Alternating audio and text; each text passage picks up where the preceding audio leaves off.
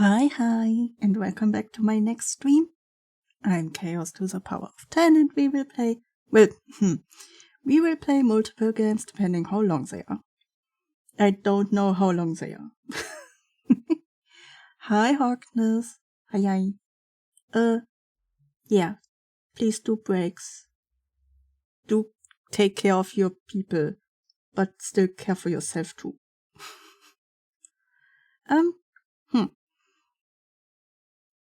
So, this one is Cupid Kiss.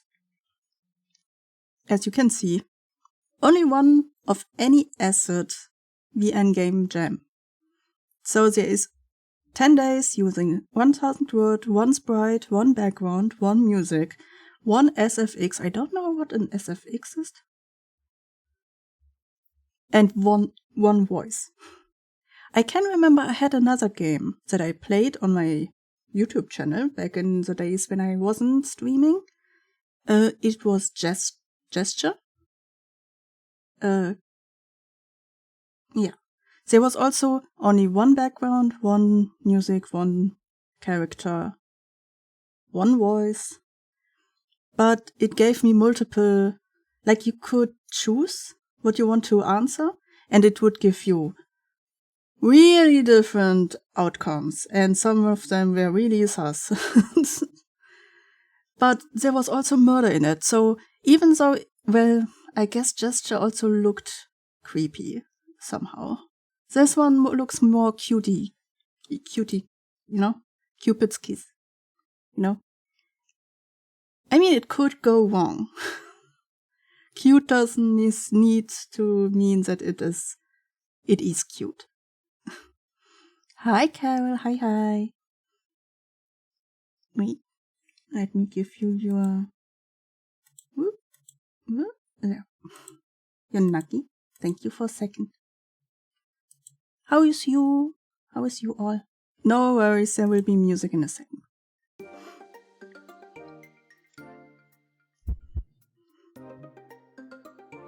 I mean, it is so sweet, but I'm confused. It is also worrying when the same character is like split in half, and then one half is over here and the other one's after there. It could mean that there could be really different outcomes. but this one I like. I don't know if you can hear it. I guess you can.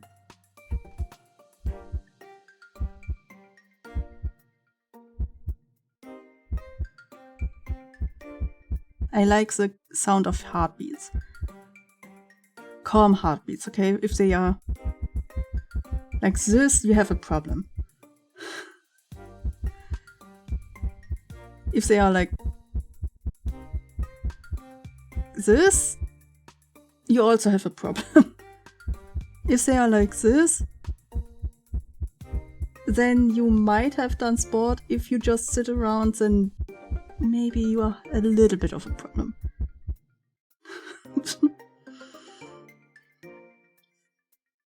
I'm getting ready to do some more dishes before starting dinner. What will be there for dinner? I can hear it. Yeah, I like it.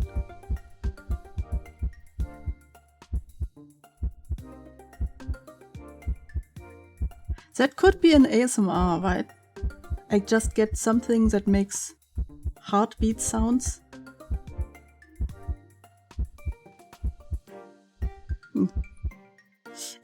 New game. You really can't take a hint, can you? No.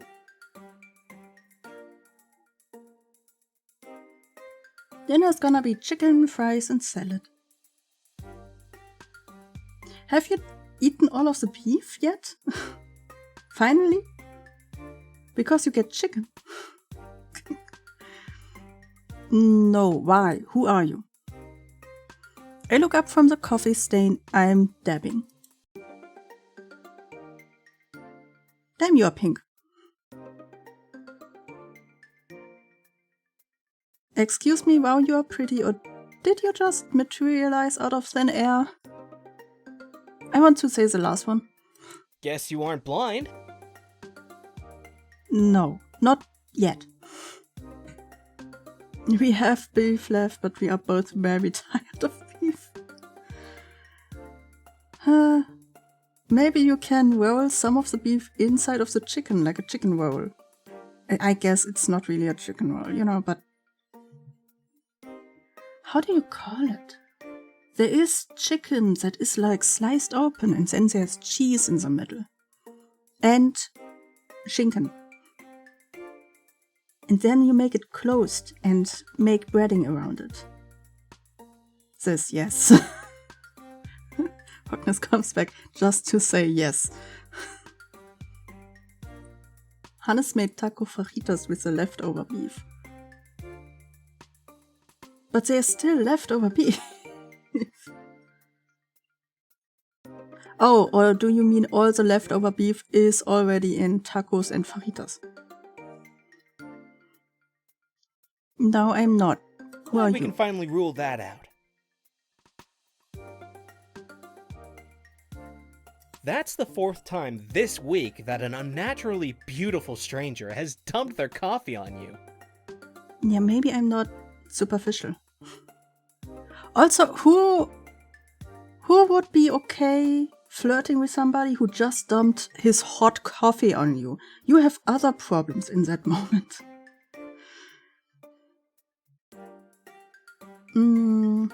So that we have leftover. We have leftovers. Okay, so the leftovers you have right now is taco flavored. Okay, so you are not only getting tired of beef, you will also get tired of tacos. A natural, beautiful stranger still rude for spilling coffee on you.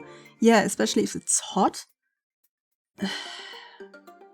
Have you ever had a hot drink down your shirt? It burns. You are in pain at the moment. You will not think, oh, this stranger, so beautiful. But did you bother looking at their face? No, I'm looking at my shirt, my poor shirt. I have to wash so much because of you. Fluttering your lashes? No. No, I'm worried about my purse. Yeah. Making small talk? Who likes small talk? Really? I cannot imagine that anybody really enjoys doing small talk. It's like you're trying to make my life harder. Well, are you really alive? Are angels alive? Is Cupid alive? Are those wings? Are you floating? Who or what are you? What's actual fuck? Who or what are you? My name is Virgil. I'm a Cupid and I'm at your service. Literally. Hmm. Oh. Why would you want to small talk someone who spilled coffee all over you? Spilled coffee all over. I don't know. Also, people normally get their coffee to then go to work or something like that. You know, they get it to go to get somewhere else. They don't have normally the time to just stand around and talk to strangers. My name is Virgil. I am a Cupid. I'm at your service, literally. That means there are multiple Cupids. And Cupid is not the name. Okay. Hi, Virgil. 50 years of flawless work, rave reviews, not a single loveless on my watch. You are 50 and up? God damn it. You are a DILF, huh? And then, you. Maybe I'm just not interested, you know? You should give up. I'm fine. Hey. His finger, one of them, doesn't know which one, gently taps me on the forehead. I pull all the stops. Trapped in lifts, only one bed, reunited with childhood crushes, the works. Only one bed. That... I guess these are all fanfiction tropes, huh? You read a lot. At this point, your entire life is like an obnoxious rom-com. Yeah.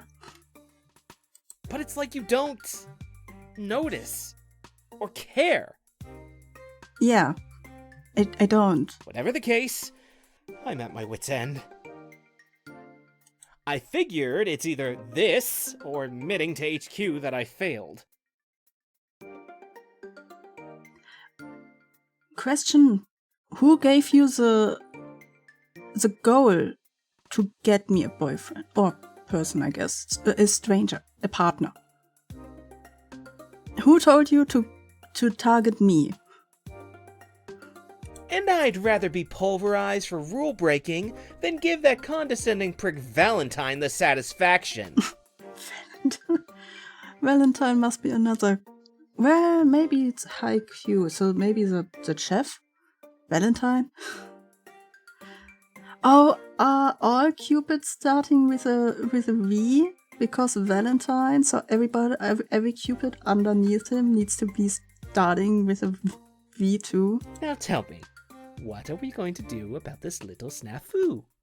What is a snafu?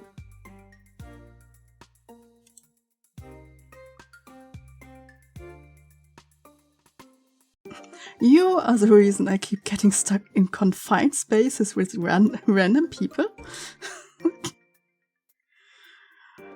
I like this one. Handsome randos. I don't care. They are randos. Creepy randos. Creepy randos. I vetted them first. They weren't creeps. To you? You knew that. I did not. Oh, I can see now how that might be upsetting. Can you? See, this is why this little chat is long overdue.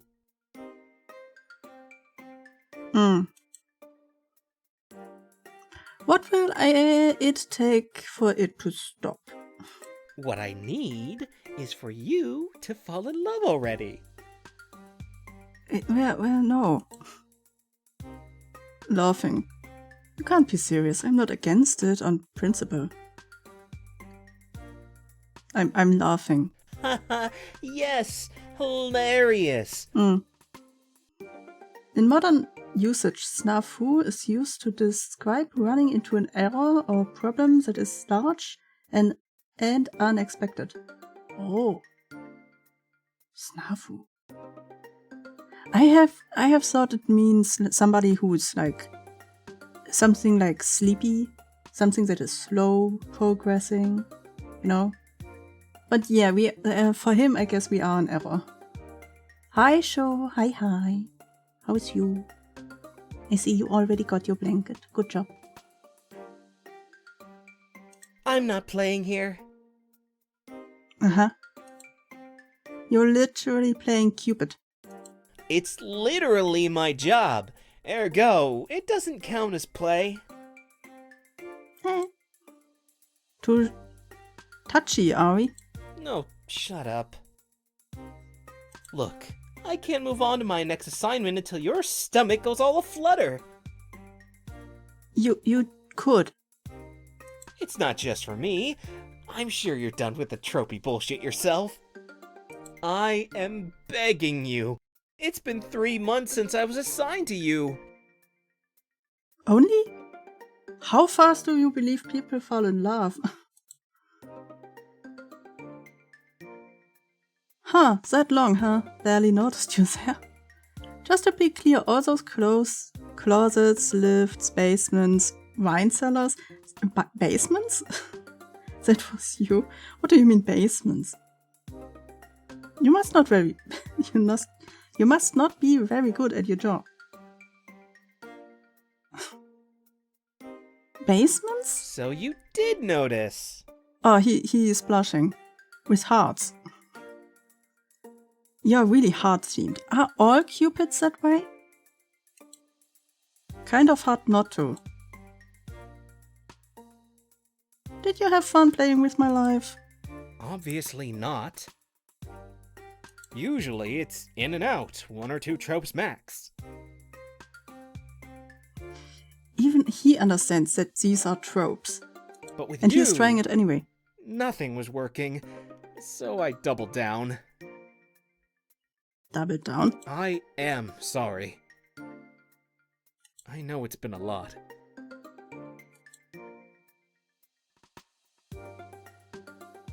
There's no harm in admitting you have failed. Maybe you are in over your head. Maybe I am. We are Cupid's therapist now. Regardless, we're stuck together until we can get your dead heart beating again. I'm not dead. And I'm sure you share my desire to get unstuck as soon as possible. Is a beating heart all it takes? I do have... First of all, I do have a beating heart. Second of all, I don't say that it needs to be my beating heart. I could get somebody else's beating heart.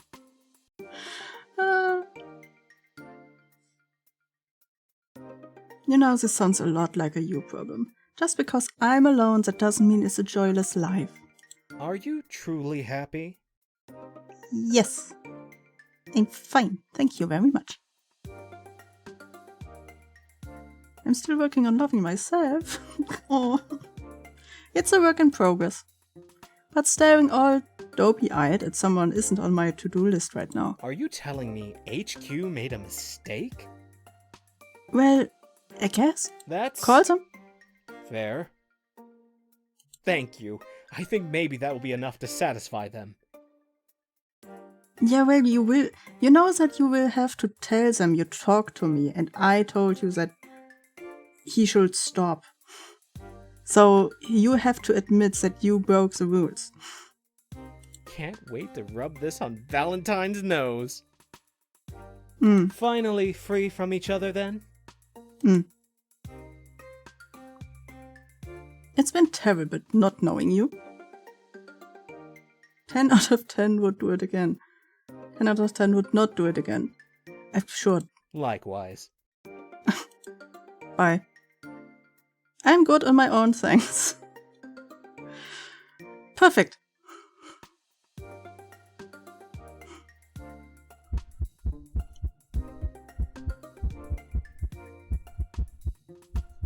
I'm having the feelings there are 3 endings, maybe. Yeah, well, we had the 3rd ending, so there must be 3 endings at least. I'm guessing one is I'm fine on myself. Another one is, oh yeah, take me to Loveland. You know, I help you for me to fall in love. And the 3rd one could be that we date Cupid instead. You really can't take a hint, can you? Oh, sie ist mir. They are also making the sound. Coffee stains. Oh, you're pretty. Guess you aren't blind. No. Glad we can finally rule that out. Uh-huh. That's the 4th time this week that an unnaturally beautiful stranger has dumped their coffee on you. To be honest, it sounds a little bit like he's trying to set me up with a vampire or something. Unnatural beautiful. But did you bother looking at their face? No. Fluttering your lashes? I don't have lashes. Making small talk? But still. It's like you're trying to make my life harder.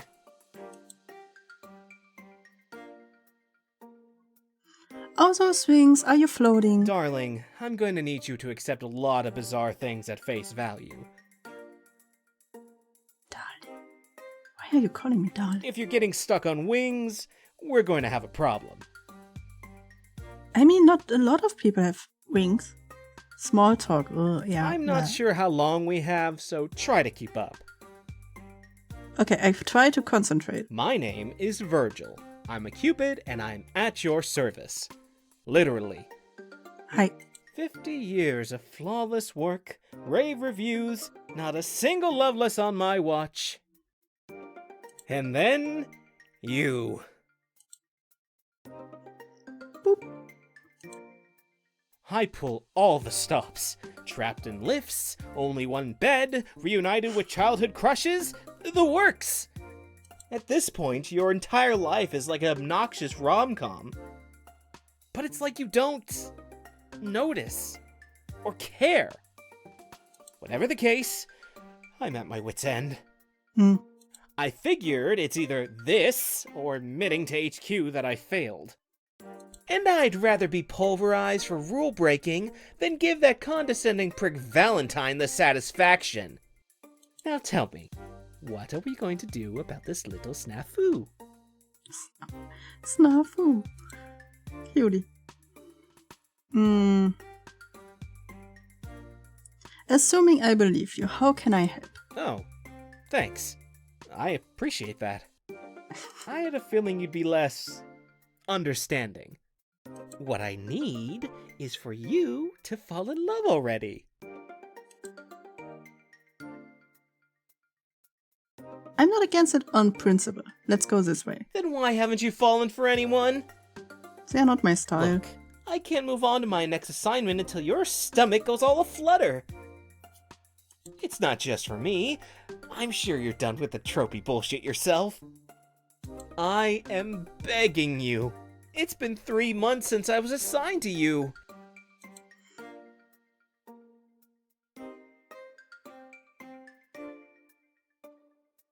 This one was a flirting one, and we are trying to flirt with him at the moment.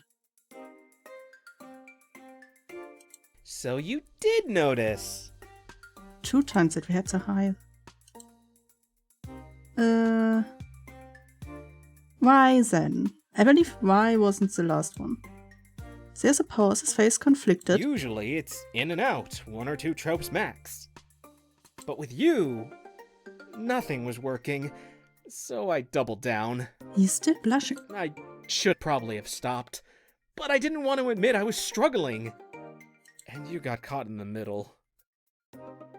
Yes. I am sorry. Oh, he's sorry. Did he say that last time? I know it's been a lot. This one he said.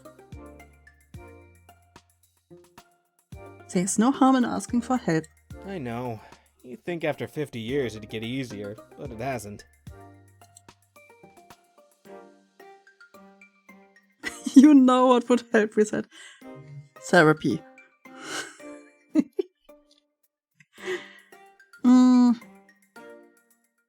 glad you reached out. I'm glad too. You make it palatable. Mm. Regardless, we're stuck together until we can get your dead heart beating again. And I'm sure you share my desire to get unstuck as soon as possible.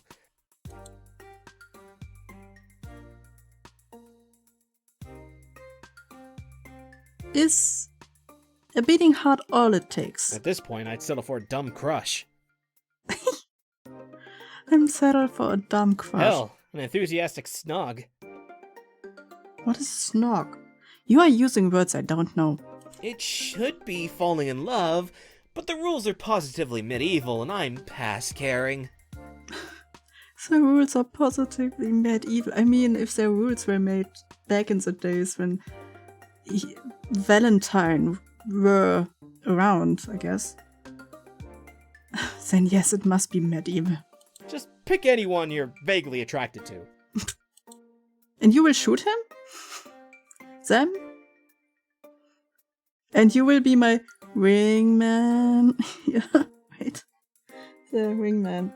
Oh boy. Anyone, what about you? Me? I'm not sure I qualify. Why not? Darling, there's plenty of viable, living candidates who would be thrilled to kiss you. So, you are not really living, huh? Because you are saying living candidates. You are dead? Or They are not dead. They are also not, like zombies. Unliving. What are you? Are you saying you wouldn't be thrilled? Of course I would. Oh. I just don't think you're clear on the possibilities. Just pick a person. Any person, and I'll make it happen. Yeah, well. Very good. Scared. Good, I choose you. 7.9 billion people. I'm offering you any person in the world on a silver platter. Huh? He swallows. Oh, no, there was last time these things. Now it looks more like a normal text. He swallows and my heart thumps wildly in my chest. Why me? Why not you? You asked. Don't question why me. You wouldn't question why this person. When I choose any human being.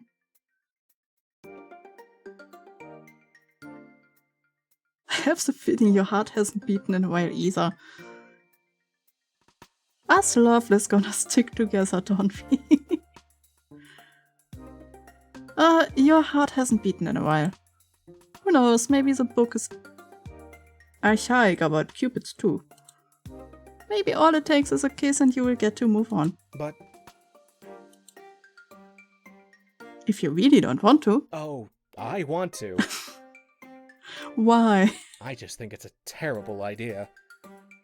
Yeah, well, you are already talking to me and that is against the rules, so it is also a terrible idea.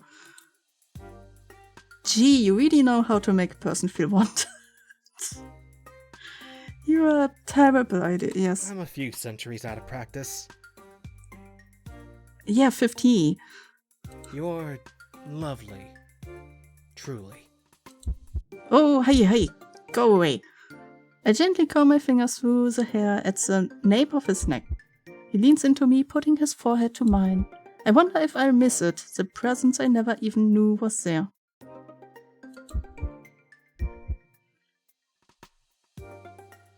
Not a kiss? Just a forehead bump?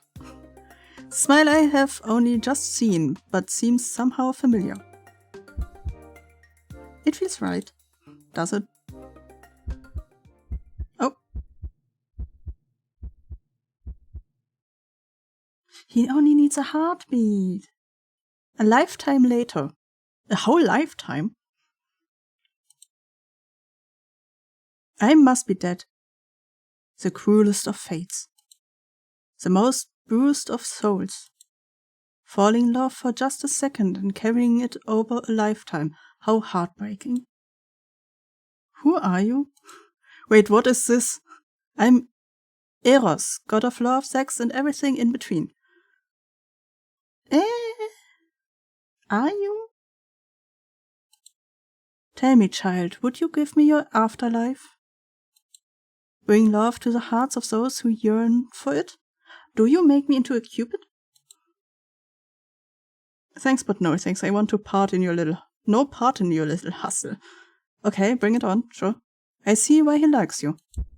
Go on, then. I heard a heartbeat.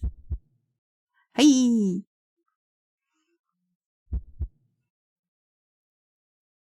Hey, Stay stranger. away. Stranger? Congrats, you are a cupid, and you get to smooch Virgil for eternity. Virgil. Somehow we do this the other way around. We should do 1, 2, and 3. We are doing 3, 2, 1. There's one more left, I'm guessing. Falling in love with a human? Maybe? You really can't.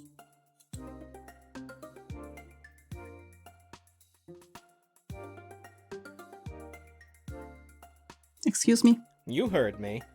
Nah. That's the 4th time this week that an unnaturally beautiful stranger has dumped their coffee on you. Yeah. But did you bother looking at their face? No. Fluttering your lashes? No. Making small talk? Blech. It's like you're trying to make my life harder. Yes. What the fuck? That's my line, dear. I'm not sure how long we have, so try to keep up. My name is Virgil. I'm a cupid, and I'm at your service. Literally. 50 years of flawless work, rave reviews, not a single loveless on my watch. And then, you. I pull all the stops. Trapped in lifts, only one bed, reunited with childhood crushes, the works! At this point, your entire life is like an obnoxious rom-com. But it's like you don't notice or care. Whatever the case, I'm at my wit's end. I figured it's either this or admitting to HQ that I failed. And I'd rather be pulverized for rule breaking than give that condescending prick Valentine the satisfaction. I'm just thinking that this kind of art would be a nice VTuber, to be honest. Wouldn't it? Quite easy on the eye. Not overly done, let's say it that way. There are VTubers with a lot of details. And then there's this, where I think like, okay, there's still detail, but it's somehow really easy. Now tell me, what are we going to do about this little snafu? Snafu. I cannot forget this. What is it that you want? Isn't that obvious? No. What I need is for you to fall in love already.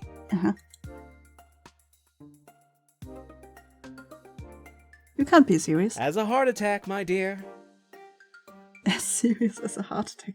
Wow. I deal in love, and you're one stingy customer. Look, I can't move on to my next assignment until your stomach goes all aflutter. It's not just for me. I'm sure you're done with the tropey bullshit yourself. I am begging you. It's been 3 months since I was assigned to you. You must not be very good at your job. I beg your pardon. I'm excellent at my job. You're the one who's defective. I don't want to hear that word to as a person. Okay? Just it. Probably.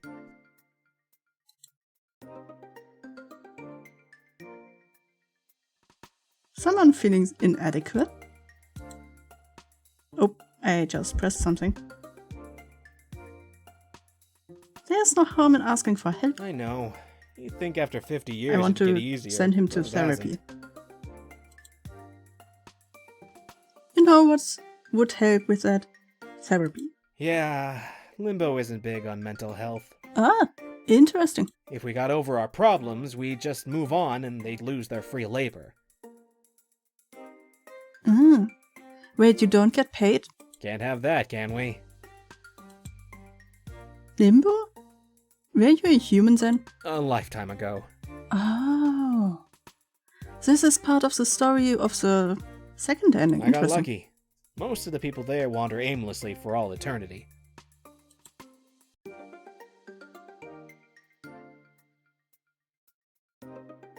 Between that and playing Cupid, I would pick Aimless Wandering. Definitely pays better. Definitely pays better. Regardless, we're stuck together until we can get your dead heart beating again. And I'm sure you share my desire to get unstuck as soon as possible.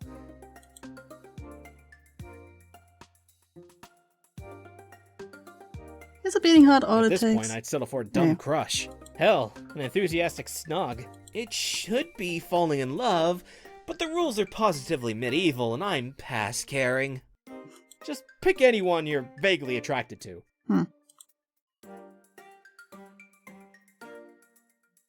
And you will be my wingman? Hilarious. Oh, I can only choose... Wait. How do I get to number 1 then? I can only choose him? Or I don't want to. Well, then I'd best get comfortable. What's the average human lifespan nowadays? 100 years? Should go by in a jiffy. Oh wait, is the first ending that he's just stuck with you? That sounds a lot like a you problem. Excuse me? Yeah, well. For what you have said, you are not here because they are forcing you to be. You are here because of pride. Are you saying I can't do it? That you're unfit for love? No, I'm saying you are prideful and should let it go. I'm saying you should cough up and admit you're in over your head. Let yourself move on, don't stay stuck just to prove a point. Give yourself the grace to not be perfect. That's fair.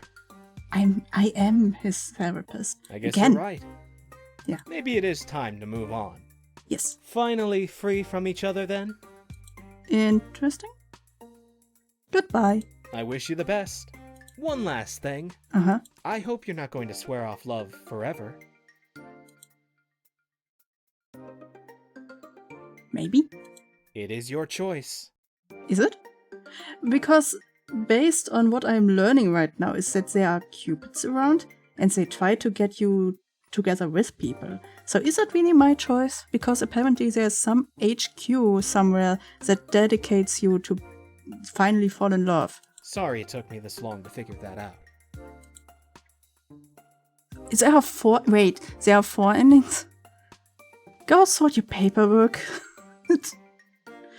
Wait, how do I end with ending 1? Wait.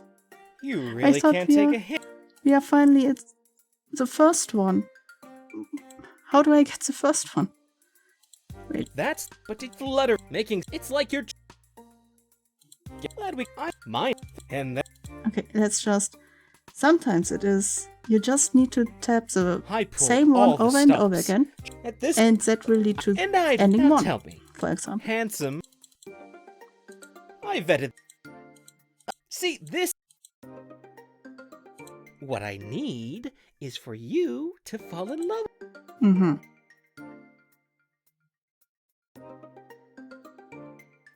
Could I be as rude as Yes. possible, maybe? Oh, I'm not playing.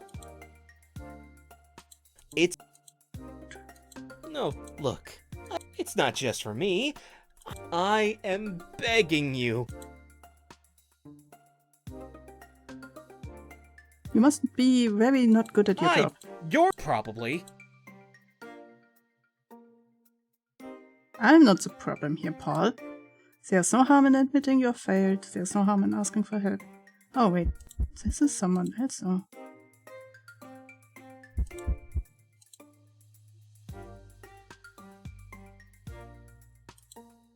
Maybe you're in over your head. Maybe I am. Regardless, we're stuck together, and I'm sure you share my desire to get unstuck as soon as...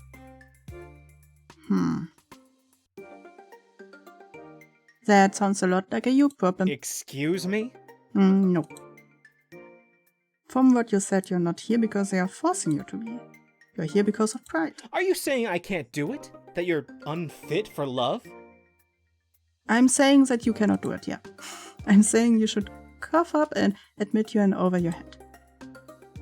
Let yourself move on, don't stay stuck just to prove a point. That's... I guess you're right. Maybe it is time to move. Finally free...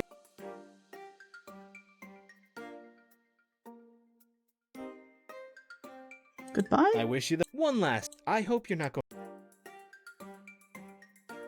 Yeah, I am. It is your choice. Sorry Oh. it took me this long to figure that out. Sorry it took Oh, me that this was... long. It is... Wait. Now? Good? Hopefully... Good. And now you're sorting his One paperwork last... I again. wish you... Oh, wait, maybe... Is one of the... Finally... Regard...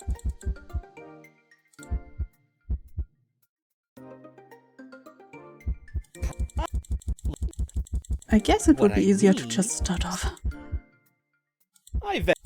Now tell me. And I'd rather be pulverized for rule breaking than... Now tell me. Yeah.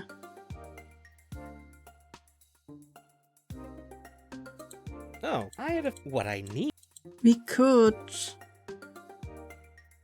Then why... Look, it's not... I am... go for the same ending. We flirt with him, but then leave stuck in the limbo. Staying human. Maybe that's number one? So you...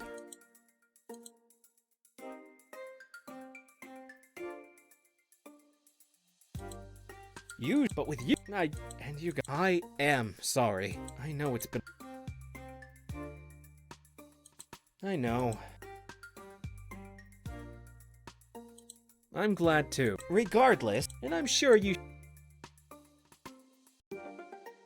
At this point, hell, just pick anyone. Me? Darling, there's... Of course I just don't think... Just pick a person. Scared? Wait, what is scared? I'm not. Are you sure? Well, maybe. Sometimes there are heartbeats. Why me? Why not you?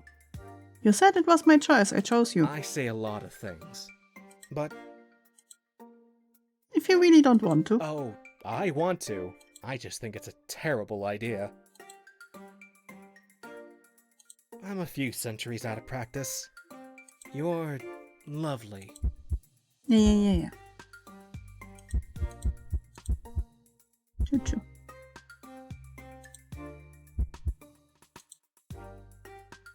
Okay. Let's this time say we don't want to play Cupid.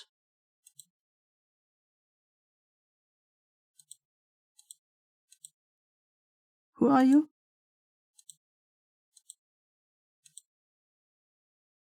Thanks, but no thanks. So be it. Fade into nothingness. Wander away. Mip. Ever wondering what could have been? Oh, it is. You wander in limbo for eternity. Whoopsie. Is limbo for eternity? I'm not even sure. Well, that will... I cannot imagine that there is a fifth ending. I cannot. So I'm guessing we are done. If there is a fifth ending, you can try to figure it out. 45 minutes, longer than I would have guessed. Whoop. Let's see. I have...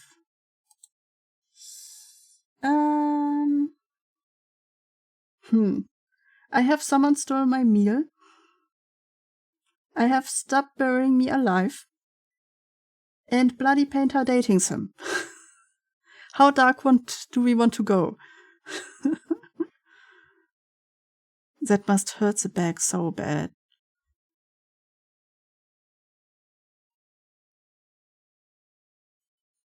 I'm trying to think what I said. But I don't know. Let's go from to limbo for limbo.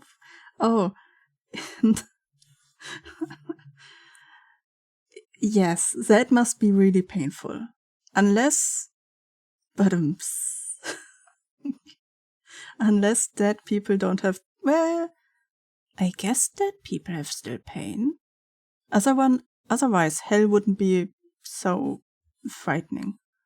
You know? Yeah, well.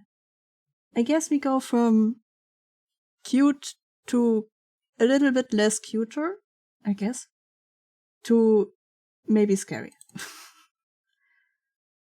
Someone stole my lunch. Oof. Wait. So, Obi is over here.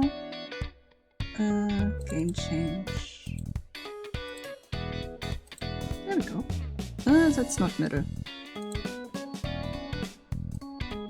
Wait, it's also not full stream.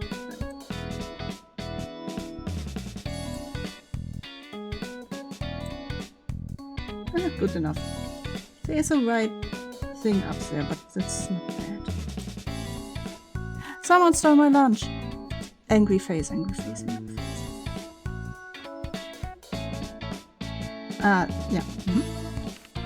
Start. Preferences? Is it too loud? Maybe a little bit. That looks good. Preferences?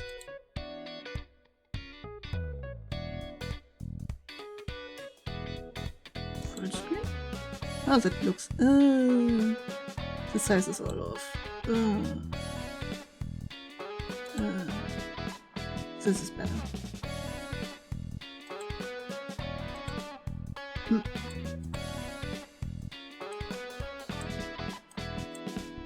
That fits perfect into the OBS.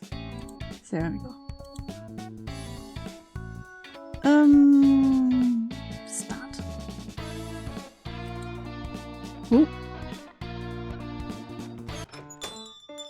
The door opens with a jingle as I walk in. This must be management doing again. They said it's to improve morale when we are too busy to head outside. But what type of cafe only has one coffee machine?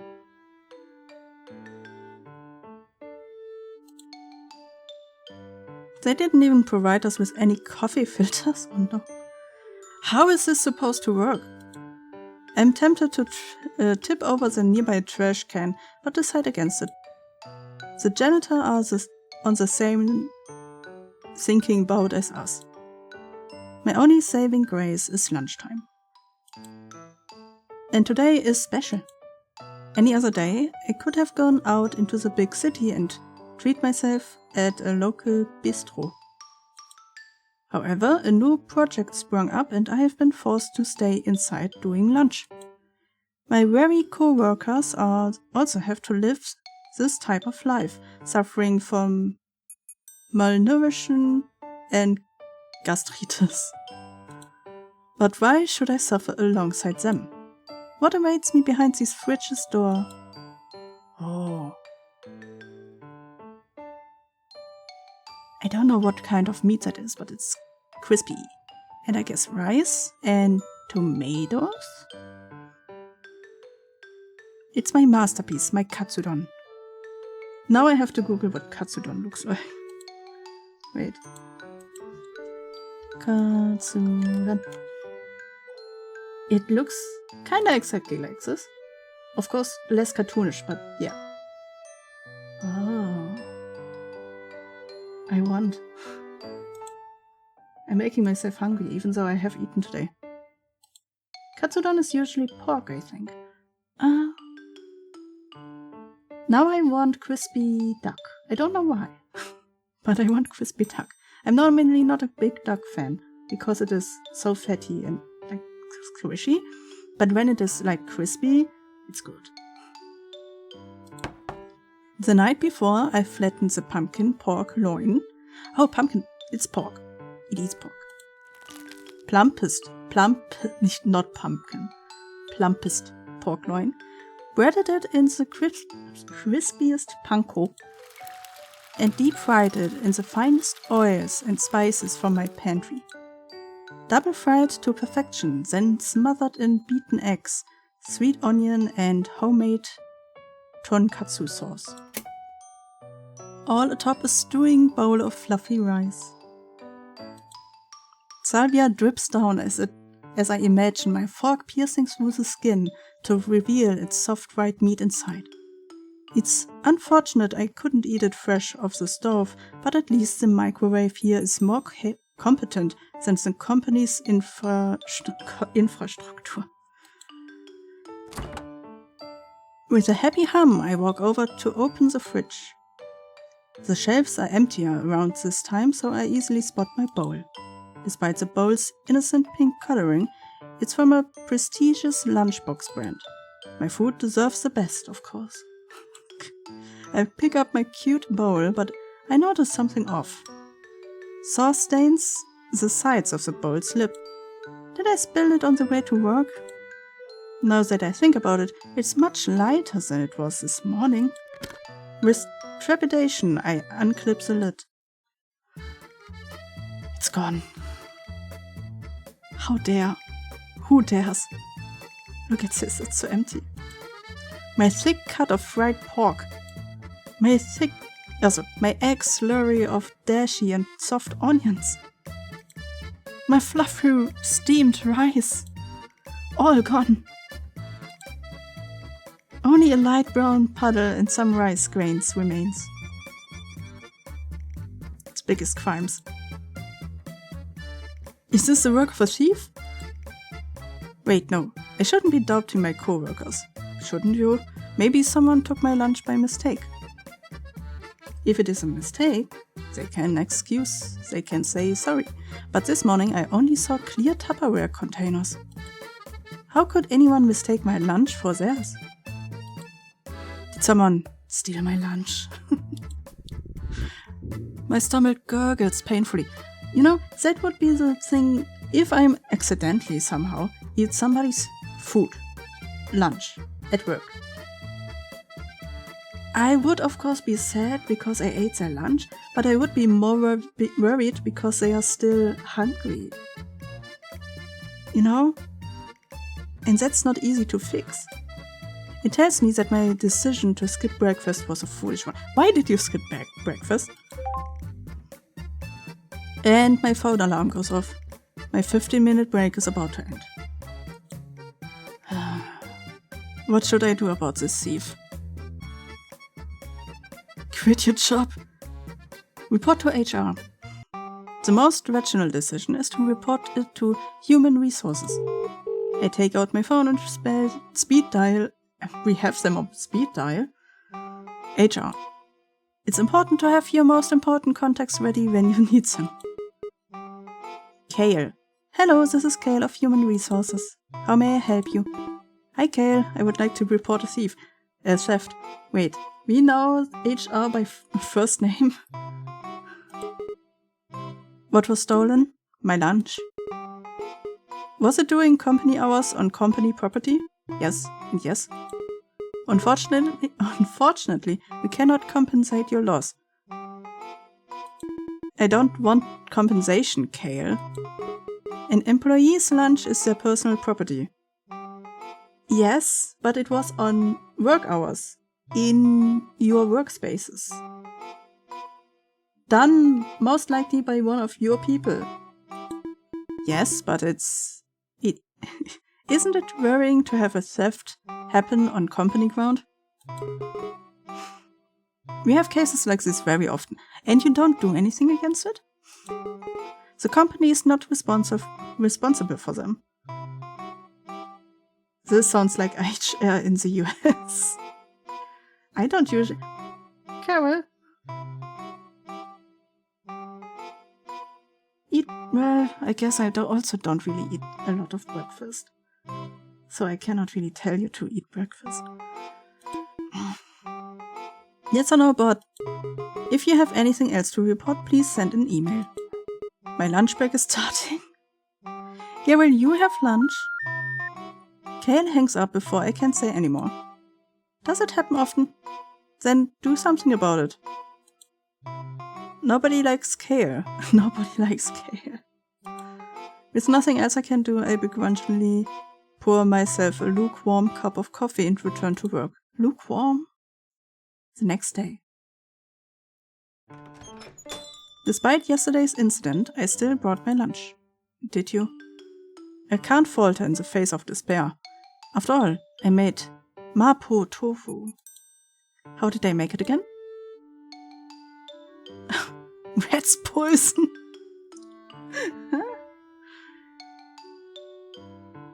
Rags? Peppercorns. Sichuan peppercorns. Nobody can tell me that I'm not allowed to have my food spicy. Rat's poison, on the other hand. Yes, the spice of my life. How could I forget the nose-numbing smell of roasted Sichuan pepper? Steal HR's lunch if it's not a big deal. Yes, take their lunch. I'm guessing ours were better, but at least we would have food. The thick red oil of the bean paste. The firm, bouncy texture of the cubed tofu. With an internal heat so good it transcended the taste buds. Mapo tofu. Eating plain rice is great, but it can't beat the spicy fragrance of chili, oil, and peppercorns. I couldn't eat this. But this one is different. I have spiked up the heat, adding twice the amount of ground peppercorn and chili. The world is turning red. The spice too powerful for the mortal tongue.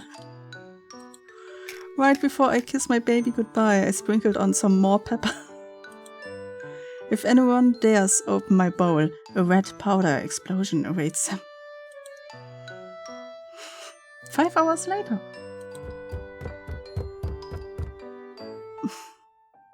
Lunchtime arrives and I rush to the break room. Perhaps today will be different. I take out my bowl. The lightness of the silicone bowl is foreboding.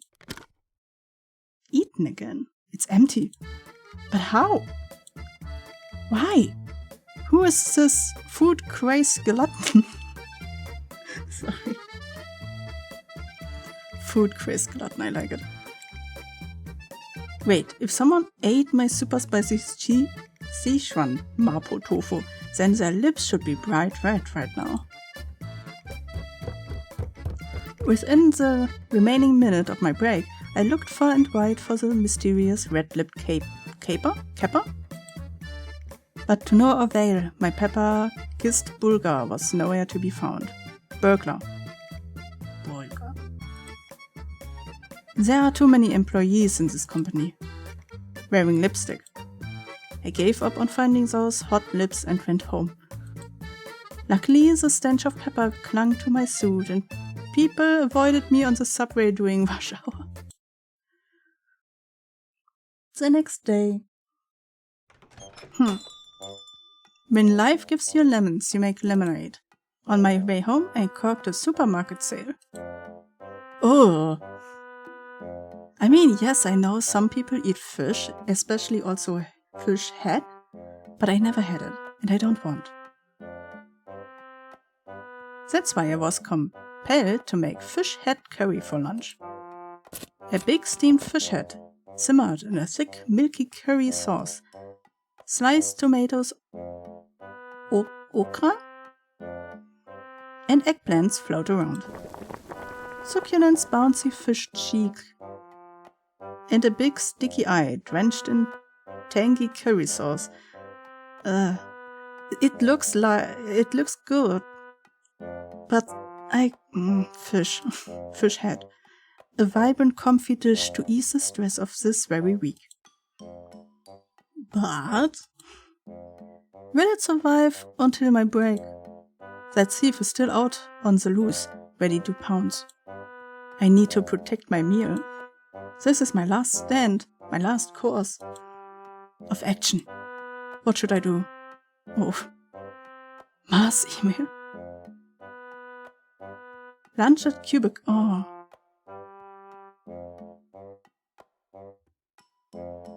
Eating fish at your cubicle is evil. A mass email is maybe a little bit drastic. I don't think the fridge note will help.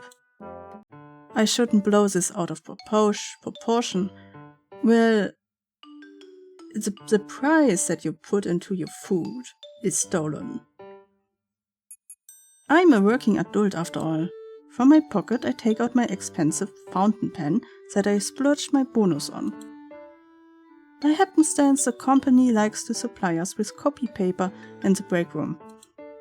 They think that if we see it, we will be compelled to continue working during our break. That sounds correct. None of my coworkers are that gullible, but the amount of paper does decrease throughout the week. I take advantage of the company's quirks and take a clean paper from the pile. Let's leave a note. Oh, what will we write down? To my dear thief of mine. Oh. You. Well, too. Sweat. Please. Well, I guess stop would be good. I will. Come und be. I don't know what B could be. Bye-bye? These could all be bad. If somebody gets this letter and brings it to HR, we have a problem. I don't know what com and B is. I will. To the peasant who keeps stealing my lunch? Peasant? Stop.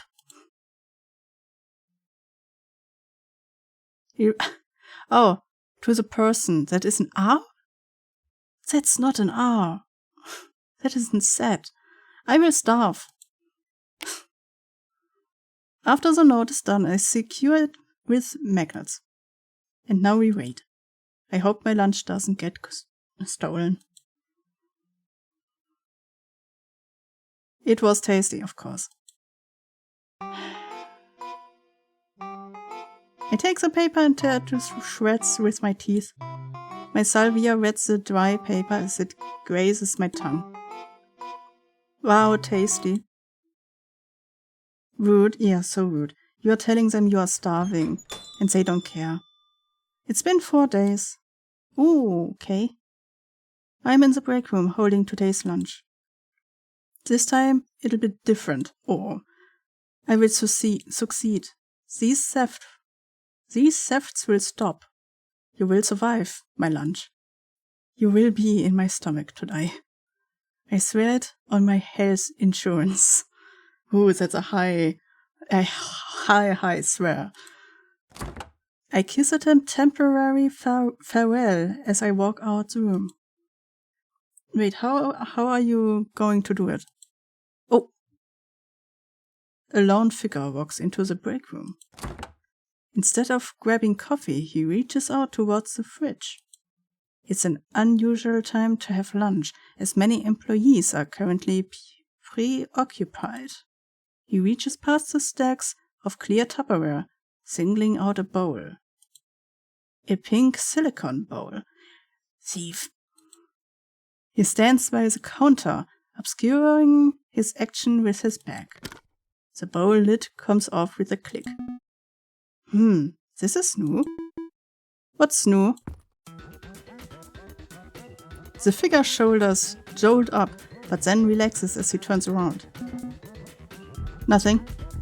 I don't know if you can see, but here's a picture with some kind of inscription on it, like worker of the month or something, and it looks like him. The worker of the month is stealing. Saw there were new coffee filter. Sure. Bad management repurposed the copy paper. I mean, I can imagine. Right. Who are you? Me? I'm really not that important. Rather, why don't we start with you, buddy? B.O.? Bo? Bo? I smell at him as he turns away, ignoring me. We just stand there for a few minutes. You know, you cannot really move away. Don't you have to work? How's that coffee? Why would I drink this place's coffee? Well, why are you in the kitchen then? Don't tell me you drink it. That slimy brown water? It's not that bad. It sucks. You sound like you hate yourself. No, I'm hating you. 3 days I have starved because of you. 3 days. Actually, what did you do these past few days? What else would I be doing? What? I'm guessing working. It's a work week. You come to the break room often? At this exact time every day? Of course I have to eat. Eat? Well, yeah, don't you? Aha, yes. I would if I could. Speaking of which, I'm gonna eat. Mind leaving?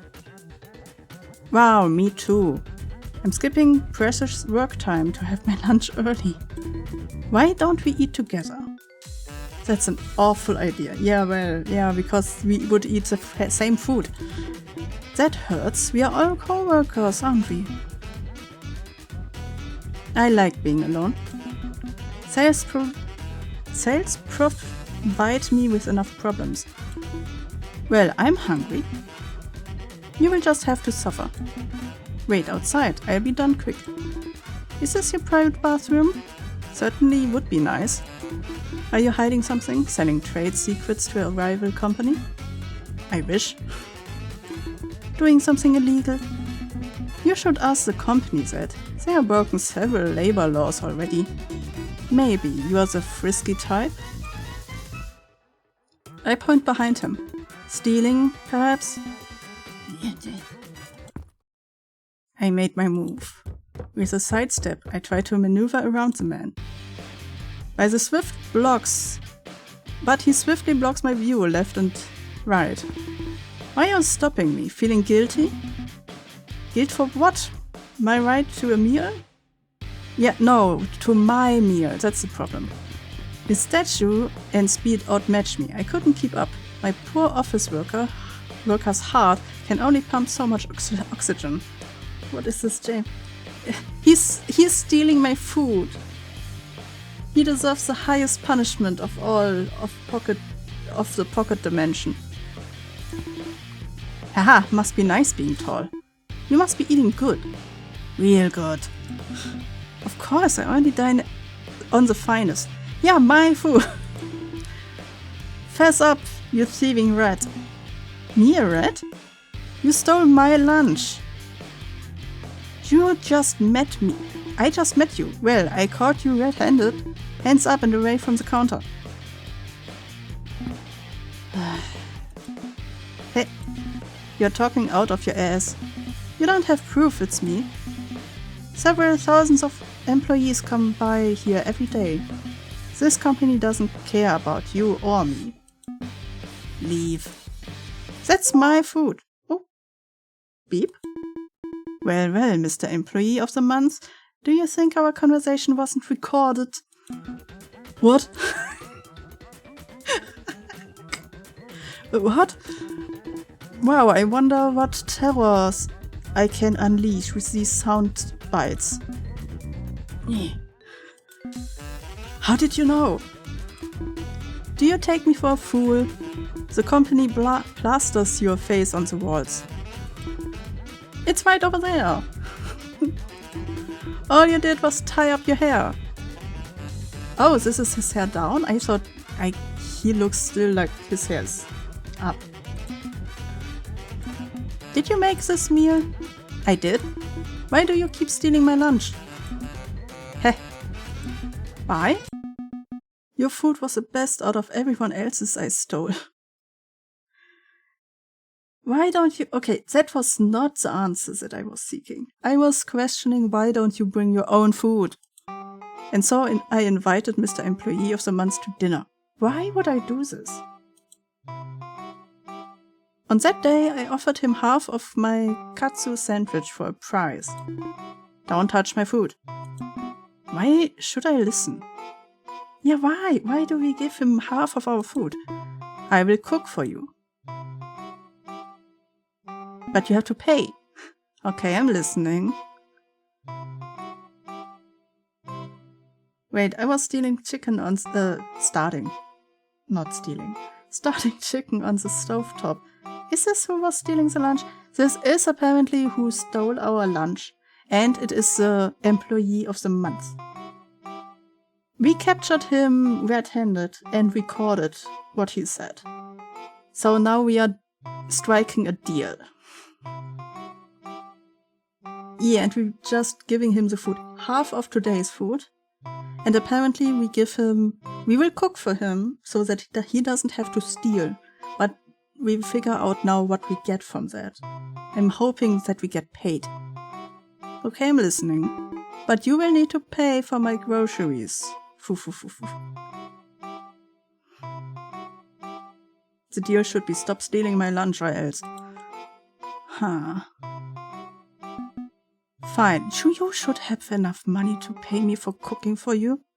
Not only the groceries, but also my time and work. That is the least, yeah. Jesus. We would continue discussing our contract over dinner. His treat. Wait, is that a date? He chose a fancy French bistro nearby. If he can eat there, he can pay me for cooking for him. I choose the time 5 p.m. tomorrow night. Is 5 p.m. night? Was this a date? No, it was a lifetime contract.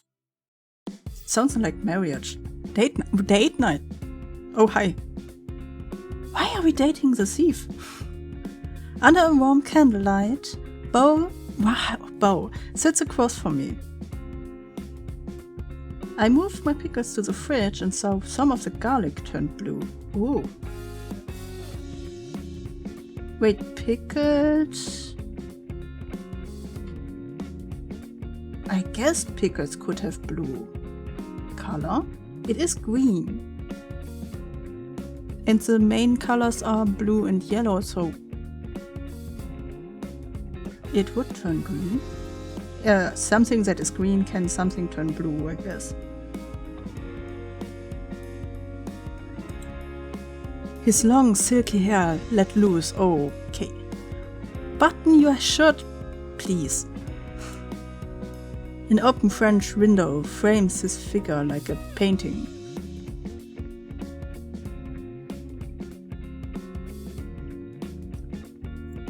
Pickled garlics can turn blue through a reaction of the vinegar. Oh.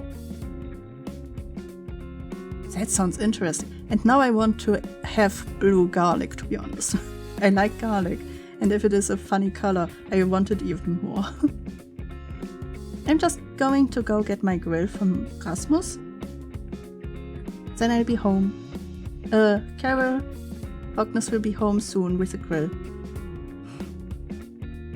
And no, I will not button my shirt. I talked about the thief. Are you a thief?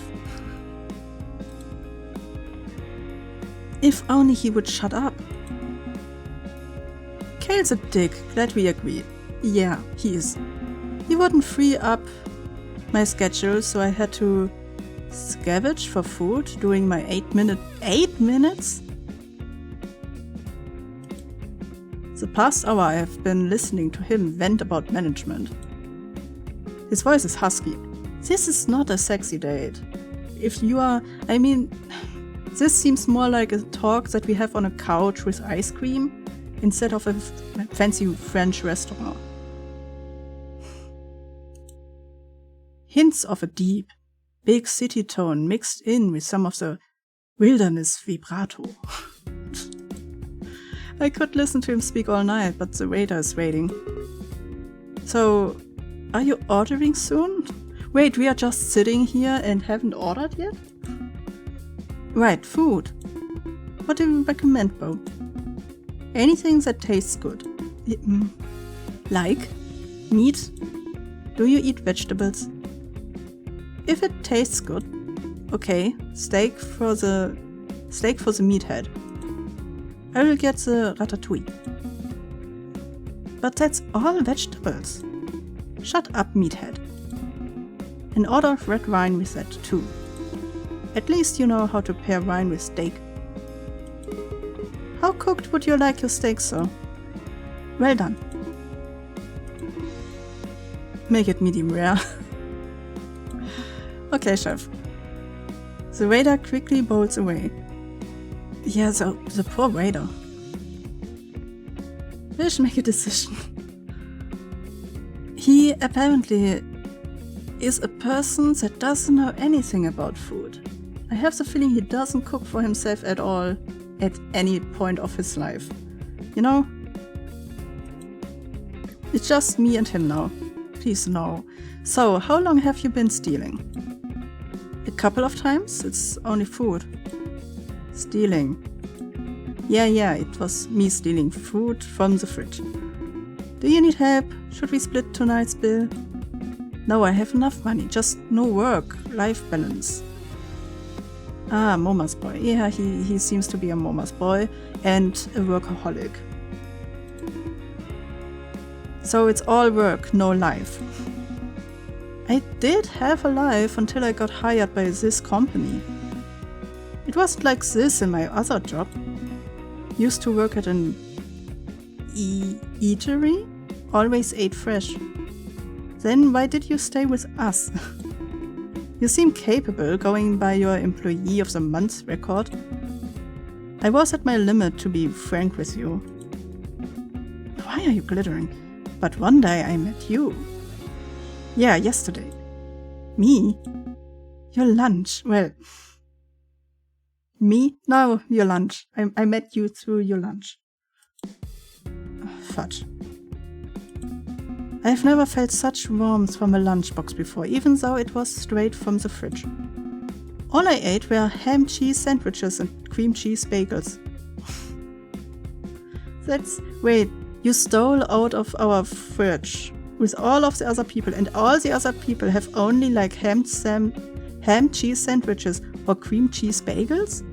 They do not cook for themselves, too? Depressing, I know. Ham, cheese and cream cheese bagels are good. Why didn't you order your own? Stop being a leash. But you told me I could leash off of you now for a price. My wallet is your my wallet is your wallet. Oh, that's romantic now. Give me your money. If you have nothing else going on for yourself, then at least give me your wallet. He says it so casually. Next thing I know, he leans over to my side of the table. Why? By the way, you're really good with your hands. You don't know that. What? It looks like he's about to grab my hand. Back off, yeah. He's too close. But he avoids me. He picks up a napkin holder from my side and brings it back with him. Huh? How often do you pound meat? That's a two-sided question, my friend. The fried pork sandwich from yesterday was delectable.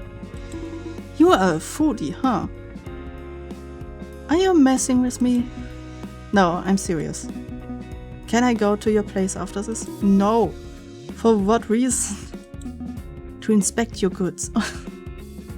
Please don't be so vague.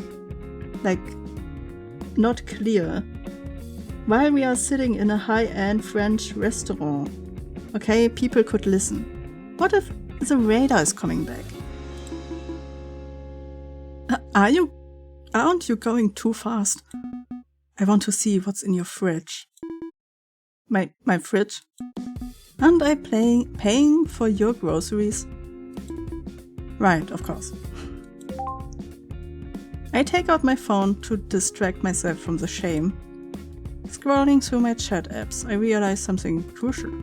I forgot Bo, what's your contact info? Oh, I also haven't gotten your full name. What's Bo short for? My full name?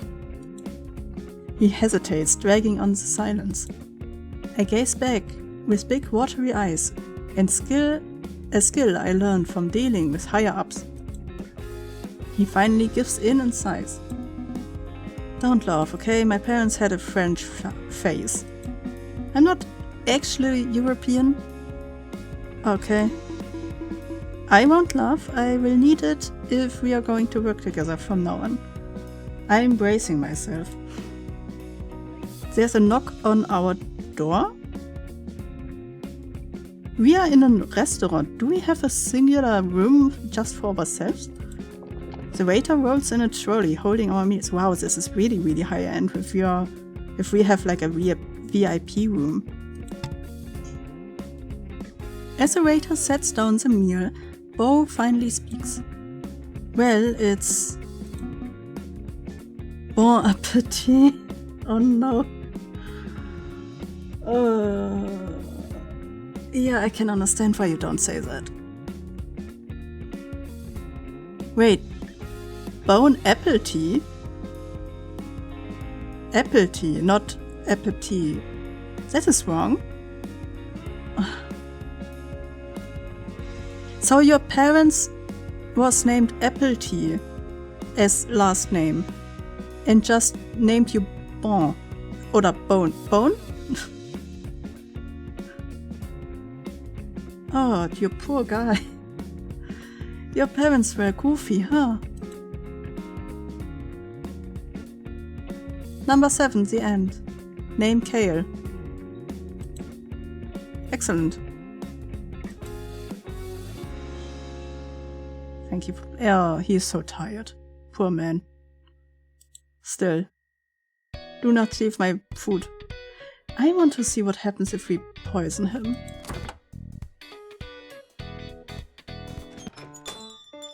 Wait, can I skip? Skip. Whee! Oh, we could skip our job. I want to skip my job. I'm sick of this. I'm sick of everything in this damn company. Something snaps inside me as I run over to the coffee machine. I rip it off the wall and toss it into the ground. The trash can is next. With a firm kick, it flips over and empty coffee cups fly out. Finally, the stupid little jingle bell. I yank it off the door hinge and aim it square at the Employee of the Month frame on the wall. I'm pretty sure jail is what happens. I have the feeling I will also go into jail for this. My breathing is haggard and my back is covered in sweat. Sedentary office workers can only do so much. I stomp to my cubicle and hastily write up my 2 weeks' notice to human resources. So, who can even say I'll be here tomorrow? Once I'm out of the front door, I will never come back. Boiling point. Very bad. I mean, it's fair to... It's not the first thing that happened, okay? HR was always dumb. Apparently the company doesn't care about you, and now there's stealing in the company. It's fair to just go. It's fair. Reasonable crash out, yeah, that's reasonable. Okay, let's see what happens if we just give up. Give up. I can only give up. Whoever it is, how would I even find them? Filling a paper cup with stale cold coffee, I go back to my cubicle in defeat. The next day. My lunch got stolen again. I'm suffering from hunger pains. But perhaps whoever stole it needed it more than I did. They probably more happy to eat than I am sad to be hungry.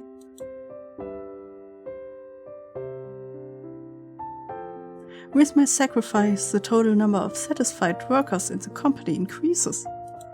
So, let it be. Oh, enlightened, I continue to make decadent meals and leave them out in the open.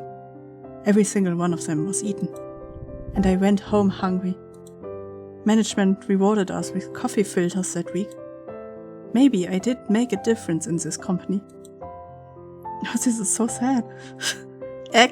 Acceptance. Oh boy. Very bad. Kale, everybody hates you. That is depressing.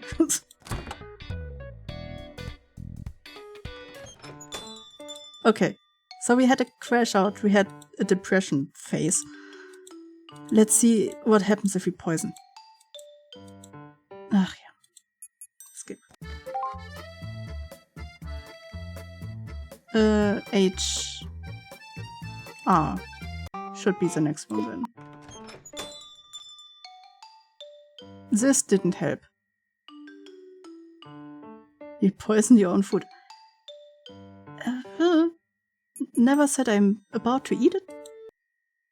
Ah yes, how could I forget? I was trying to trap a rat. A stealing one. I take out my bowl and sprinkle a bit of grey powder on the surface. Snapping the lid back on, I tucked my pink bowl in the back of the fridge.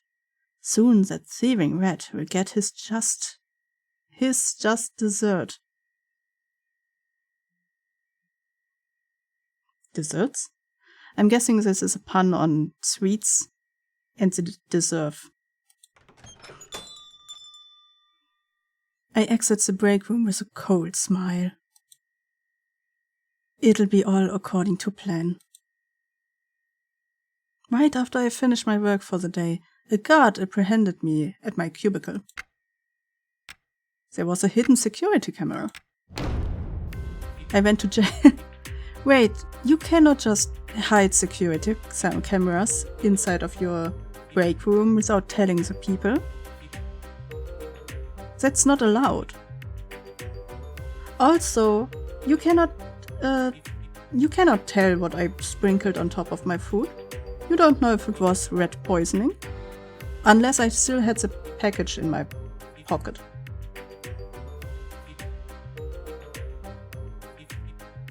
Receive what one deserves, especially appropriate punishments.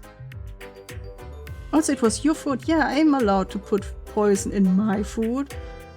I'm quite sure there was already an incident where somebody put stuff in their own food because somebody stole their food. And poison would have got them into jail, as far as I can remember. Because poison is not a normal ingredient in food, human food. A week has passed since I started my new life in my cell. Because of the damning video evidence of my action, I was judged with first-degree murder. How much did I put on this? Sitting on my low-quality spring bed, my face sinks into my palms. It's about to be lunchtime. The guard bangs on the bars and let me out. I scurry out with my famished stomach, reaching out for my meager serving of dry hard bread and bland water soup. Watery, not water. Unfortunately, I'm too late. My cellmate slaps my hand and takes my share from my plate. My lunch has been stolen again. Don't you know why I am in here? You shouldn't do this. I return to my cell and sit in hunger. Inmate, there's some good news. Yes? The victim you poisoned survived. What victim? The food thief? Don't say anymore, inmate, you're walking on eggshells. Of course, of course. I hold my head towards the somber moonlight, contemplating a life not behind bars. Wait, Then I am not a murderer. Then it wasn't first-degree murder. My punishment should be changed. I have learned my lesson. Don't try to poison your co-workers. I doubt that this is what we should learn out of this. A recipe for disaster. Ha ha ha ha ha. A recipe. Maybe it's a medication you need with your food. Rat poison? Very bad. Oh, how about... You know when you have the digesting problems, that it's getting stuck? Medicine to get it unstuck. A lot of it. Skip. Report to HR. Skip. Wax? With the help of many YouTube videos, I made a wax replica of Mapo tofu. The white tofu cubes are made from wet styrofoam.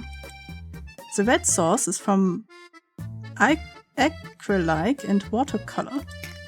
I mixed roasted ground peppercorn into the translucent red wax and poured it into my bowl.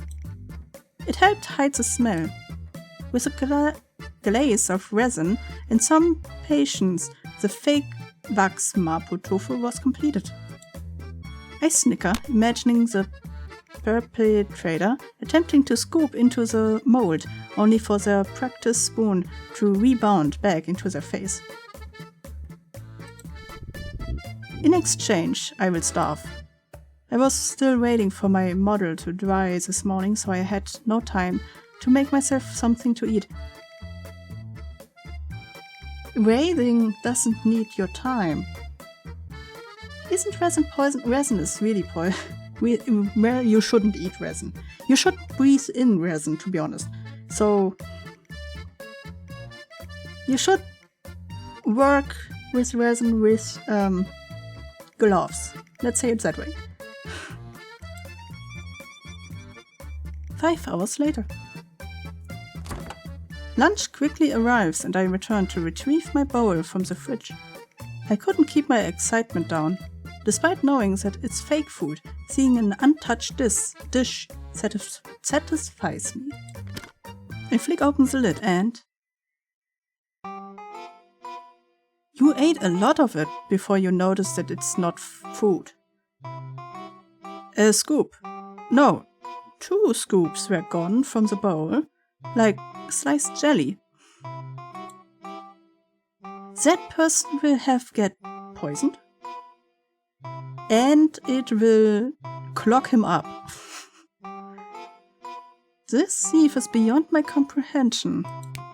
But something sparks inside me. I return to my desk to write my resignation letter. Afterwards, I run to the nearest tech store and purchase some necessities. What am I doing? Ooh. Oh, I'm a YouTuber. Vox fake food pancake. Vox food. You wouldn't believe it. 100k likes. Look at this. 10k. No. Whoa. Even 10 mil views? Damn. We are good. Can I click? Wait, I can go. Oh, I can go down. Yeah, I believe it. Oh, it's Bo. I quit my job and became a wax food artist. Yeah, I believe it. Look at this. We are an artist now, and we make money out of it. Nice. Yeah, you ate 2 bites of it. Yep, that's me. I became a wax food artist. YouTuber. What can I say? After witnessing that travesty, I knew I had talent in the wax arts. If someone can mistake my creation for real food, then why live a corpo life? Raw talent. Wait, why is that a bad I think that's a good ending. Why is it at least say middle ending, okay? That's a middle ending. It's a way. Why is it a bad ending? Liar. Kale. Right, there must be other ones.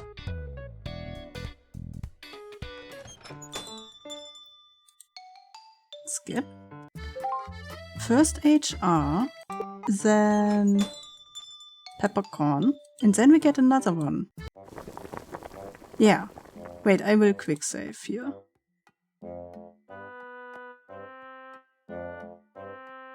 Let's mass email. Yeah, it's a good ending, realizing your own talents and utilizing them in a way that you are comfortable with. I need to confront my problems head on, in a civil manner. If HR won't help me, who can? I'm my own best ally. My plans? I need to direct my complaints here where they can be heard, loud and clear, in an email. Let's write an email. Oh god. It'll be a compelling and persuasive essay about the wrong I have faced this week. Using the hamburger method they taught me in high school.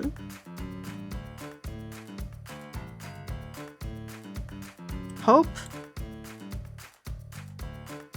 Address.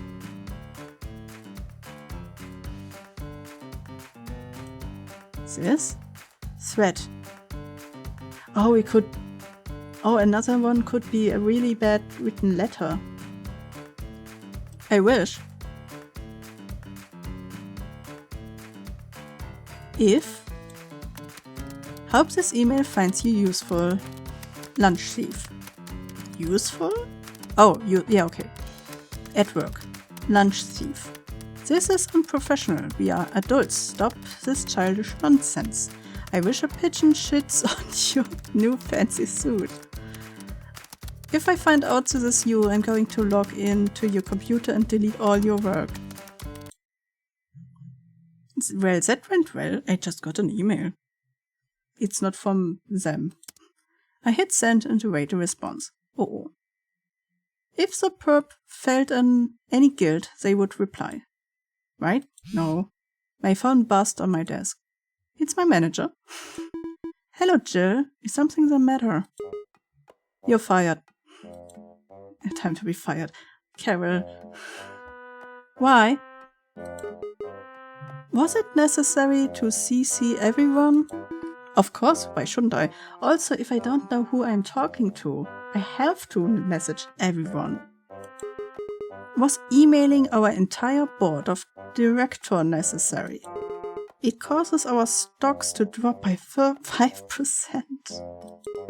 How are you going to compensate for that? I thought the company doesn't compensate for losses. So that was snarky. The company doesn't compensate for losses because they wouldn't compensate for me losing my food. So, did you guys hear from the food thief yet? She ends the call. I noticed that I have been blocked and my work email has been deleted. You think you can fire me without severance pay? Gelato? Oh no.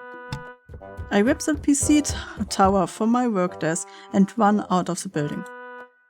If the company won't compensate me, then this shall be my compensation. I can imagine that this is something that could happen. An eye for an eye. Fair? This is fair? How can this be fair? This is fair, but my talent on YouTube is not fair. What do you mean?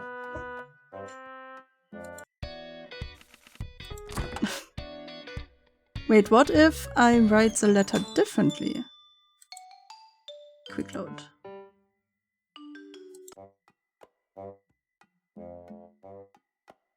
Fridge note. Make the fridge note as evil as possible.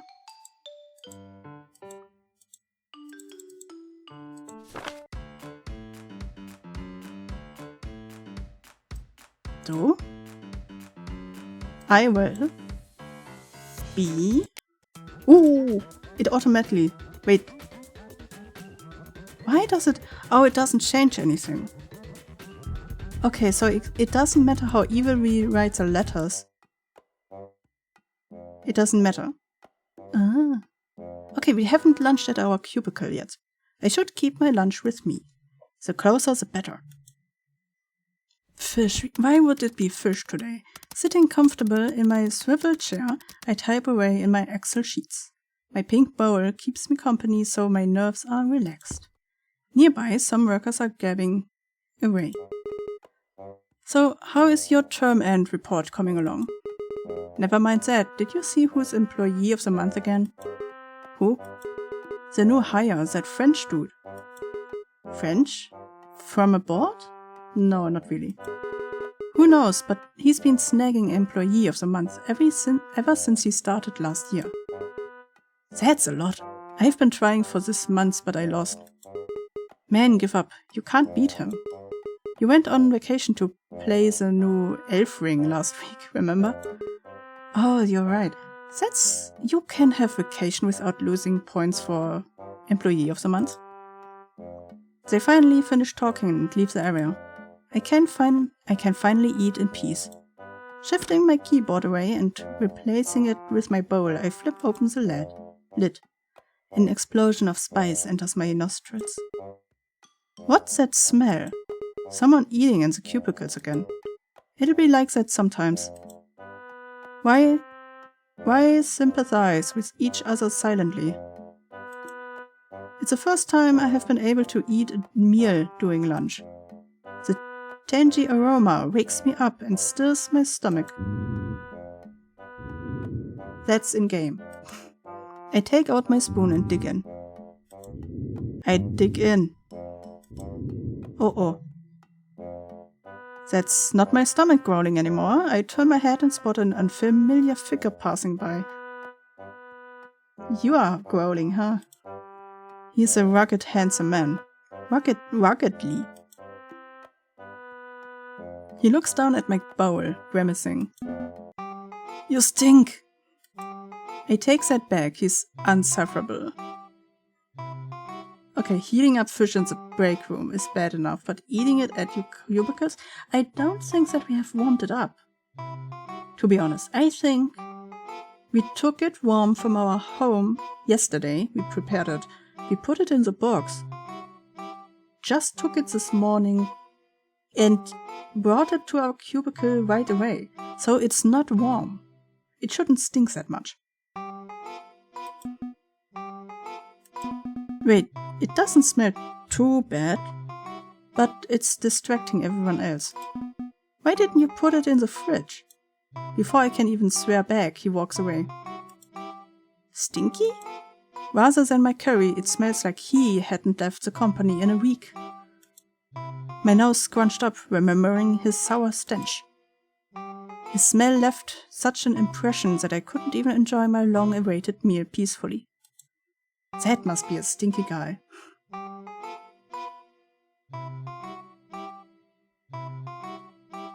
Hi, Ali. I was confused if are you the right person? Because I know a chaos of the void.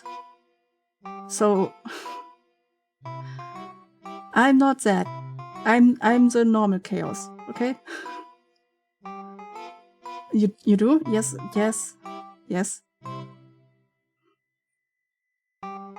So I'm confused. But hi, how is you? The man, that menace, he seems familiar. I can't put my finger on who he reminds me of. I was making playful banter. I guessed yes, but I wanted to make sure. I'm doing good, how are you? Today is one of those days where, it was... First I had a headache because it was sunny, and then there was thunder, It cooled down quite fast. And now the thunder is over, everything is red, and suddenly it's sunny and hot again. So it's like... unbearable warm, and the air is full with water. So I had painkillers today again. But at least I'm not that tired like yesterday. I was shopping. Well, shopping. I was grocery shopping. Small amounts, because we had... Yesterday apparently was a holiday. I forgot about it fully. So today a lot of people were around to get more food. So I only made a short trip. But on the way home I decided to get a new frying pan and a... How do you call those things that you use to flip over meat, for example? I got one of these, but this time out of metal. I know they can scratch the pans, but the one out of this weird black plastic just somehow melts sometimes. And I got one of these grits that you put on top of frying pans, so that the oil doesn't splatter everywhere, but still the water can evaporate. Yeah. So I got a little bit of new stuff. Oh, sorry to hear. Yeah, well, it's better when I'm inside. When I was outside, it was just hot. And you couldn't get any air, because it was so heavy. Yesterday was Ascension Day. Christi Himmelfahrt. And Father's Day, by the way, in Germany at least. Actually, I forgot it was holiday yesterday too. I went to the supermarket, but it was closed. I thought yesterday, should I go today? But I'm so down. I have headache and, and so I decided to stay home instead. So I was lucky, even though I was kind of sick. So I had to go to the other one. There was a market that was open. It was Christ the Flyer Day yesterday. Yeah. Himmelfahrt. Well, it would be Christ Sky Drive.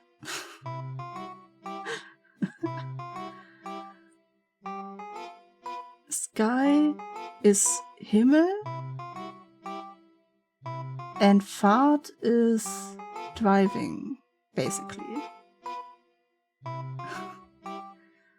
Yes, there's one supermarket near me that's like always open except for Easter and Christmas. That's weird.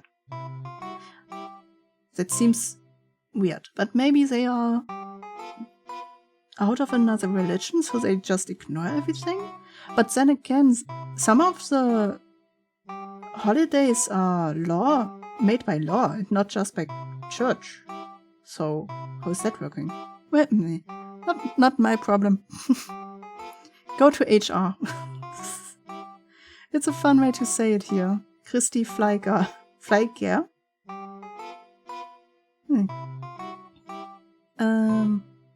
We have another day. Wait.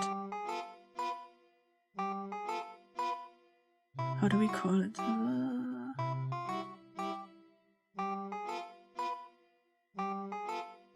I can remember another holiday where we have also a funny English version for.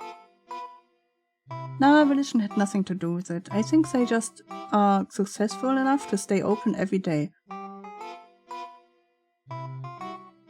But I'm quite sure that this holiday is by law.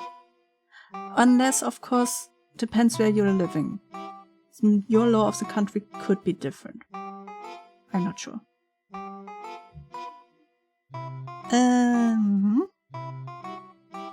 Speaking of, I should spray some air freshener later. I got my food. Stinky. Fair. That's fair, but leaving the company to get my own YouTube is not fair. Kale, you have a really weird feeling about what is fair and what's not. Is there something else to do?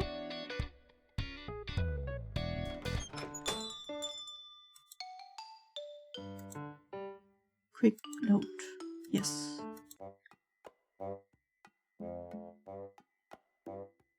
We could do the fridge note and see what happens afterwards. Is there another way?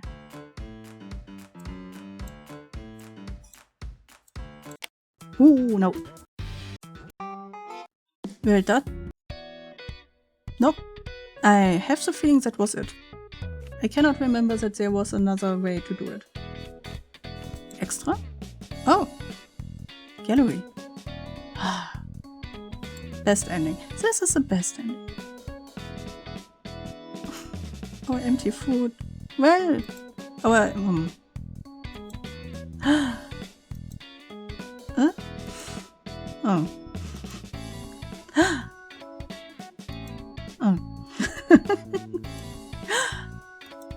Oh. Concept? Oh.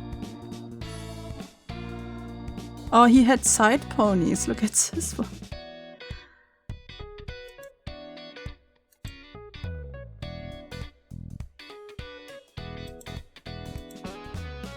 Oh, yeah, you are tired. Wait, why would you have fish head? Some countries eat fish heads.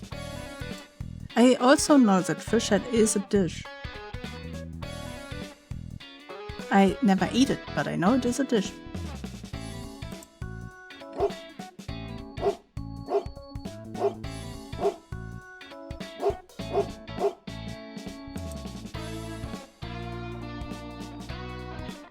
Oh, wait. I worked on this game about eating, but I ironically had no time to eat. I could only do so much. My dog is a demon. 10 out of 10 would eat again. I did nothing, lol. Aww. It's so cute. Waffles.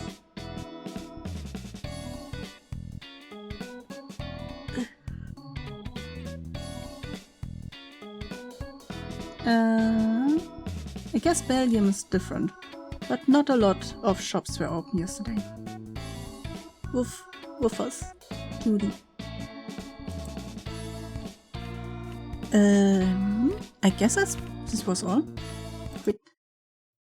So, 2 hours. Next one would be... Do we want Bloody Painter Dating Sim or Stop Burying Me Alive? Beautiful. And yes, these are both one title and the other title.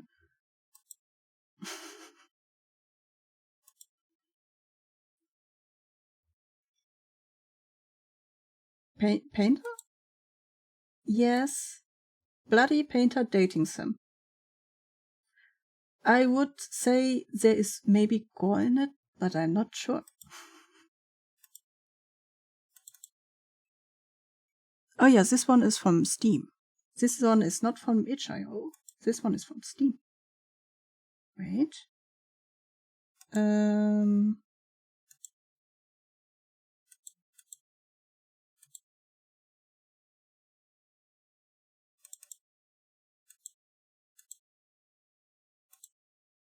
It's already starting with the warnings.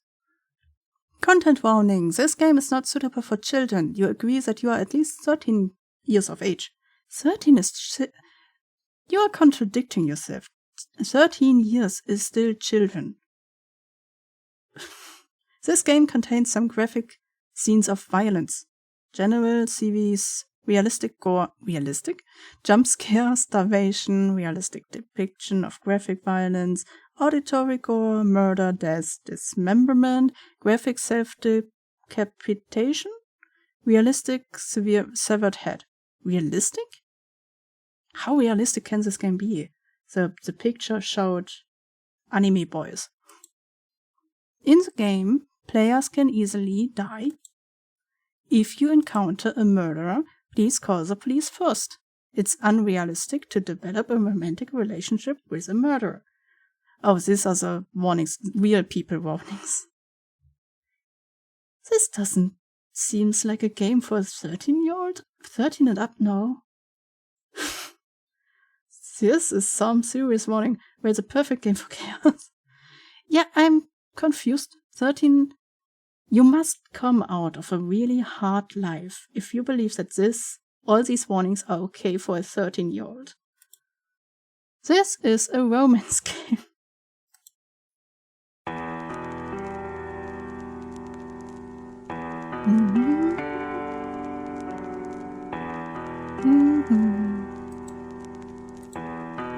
Okay, let's start. Oh, stop the peeping. Is it too loud? Wait. It needs to be a little bit quieter. Like around here? Is that good? It could be if there's loud noises that it will be higher. No, it's okay. Really? It was almost as loud as me, so I thought I need to make it quieter. Is this okay? Oh, I don't have eyes. They are just not drawn in. Oh, food. Nice. But should we trust the food, though? With a severe headache, you wake up in an unfamiliar place. Wait, can I... Settings? Speed. A little bit... Instead of a number, there's writing. English, yes, please. It was already English. Cancel. It's fine.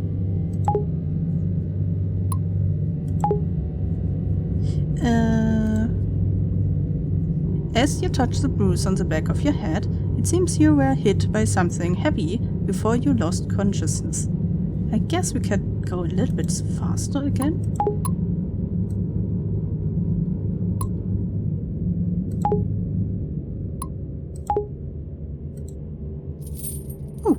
A heavy iron chain tied around your feet. Feet? Okay, well, I'm guessing English is not the first language. Someone has trapped you here. You sure it is not too loud? You try to remember what happened before you lost consciousness, but you can't recall anything. Let's investigate the surroundings first. Water. The room is surrounded by your walls without any windows. It's weirdly cleaned up and no ashes or sand can be seen. It is clean? I don't think so. How do you know? Looks like a prison built by a germaphobe. Where to investigate next? Cell phone? Of course no service. There's no signal. I might be in a remote place or underground. Or these walls are really thick.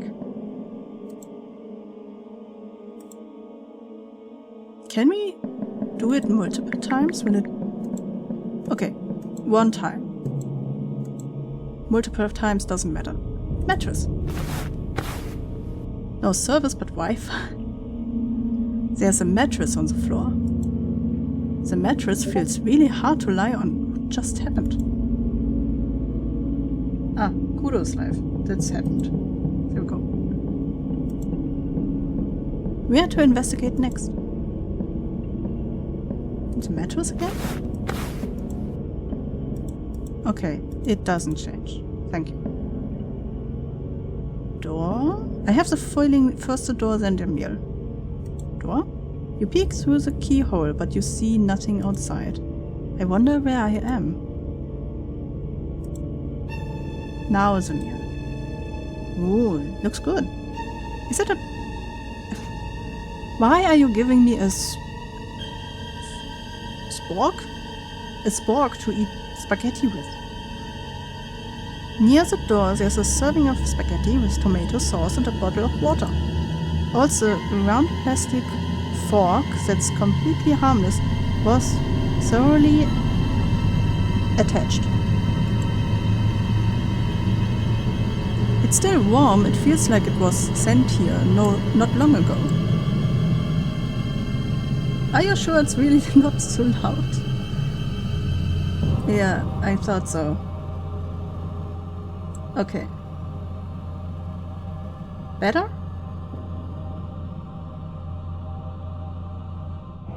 I will just talk and you tell me if I am loud enough or if the music needs to be quieter, okay? I think so. If you are not sure, it's still too loud. Let's make it between this one. Where to investigate next?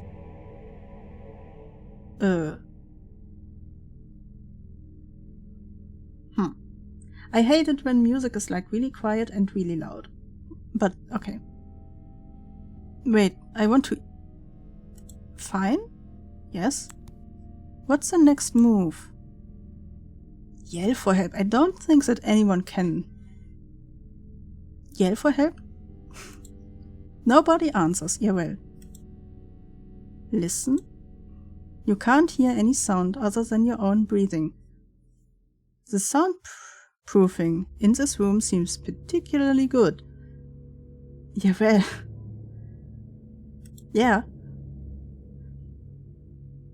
I don't want to knock over the meal, to be honest. I'm maybe upset, but I need food. Or I do not want to waste food, to be honest.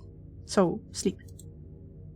Yes, I cannot eat the food, so I guess we sleep. You lay on the bed. You try to sleep under this condition. Maybe it's a fatigue caused by nervousness, but you still fall asleep. That's a door. Huh? Huh? You open your eyes after hearing some noises. Hi! Why do you only have one eye? A tall man wearing a mask is squatting on the ground and looking at you with his head tilted. He remains silent as if he is sizing up his prey. He points to the plate on the floor, like indicating that you should finish your meal quickly. Thinking that the strange man might have poisoned the meal, you shake your head in fear. Huh. Seeing you have no intention of eating, he looks quite distressed. You can't die. I don't know if I trust your smiley pin over there. Why can I not die? Not now. Yeah, okay, yeah, that makes more sense. He slowly speaks with a deep and steady voice. The freezer is full. Ah, that's a good reason why I cannot die right now. Wait, how big is your freezer? What does that mean? The freezer is full and there's no space for more.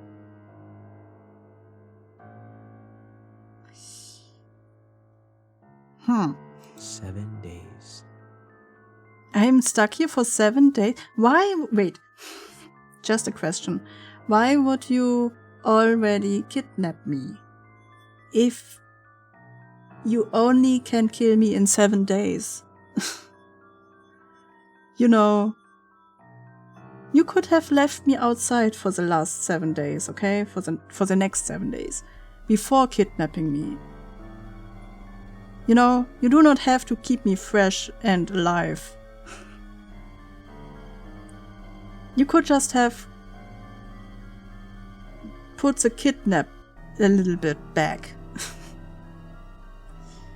Oh, why does kidnapper never make sense? He pauses and thinks. There won't be space until 7 days later. Mm-hmm. If you die now, you'll rot. Wouldn't be too bad. What do you mean? So I only have 7 days left to live? He nods and walks out of the door.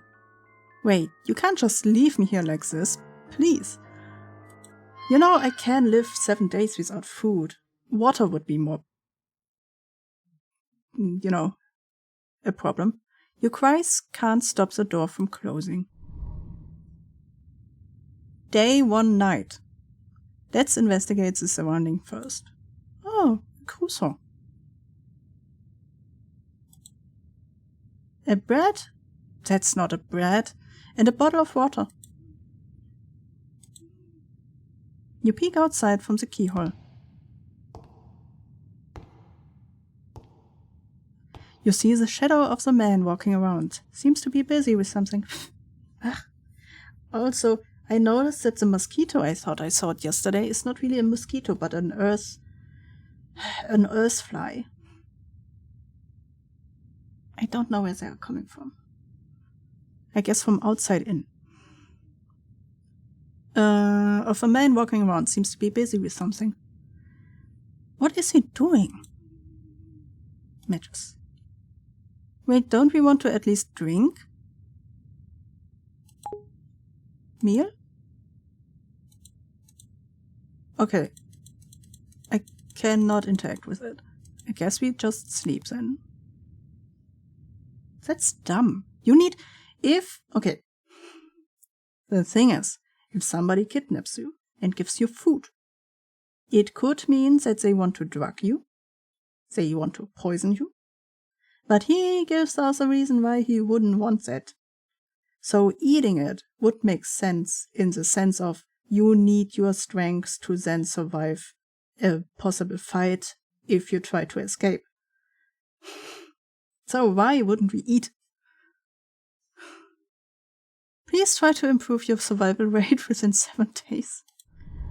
Who is saying that? Day 2, morning. Let's investigate and look around.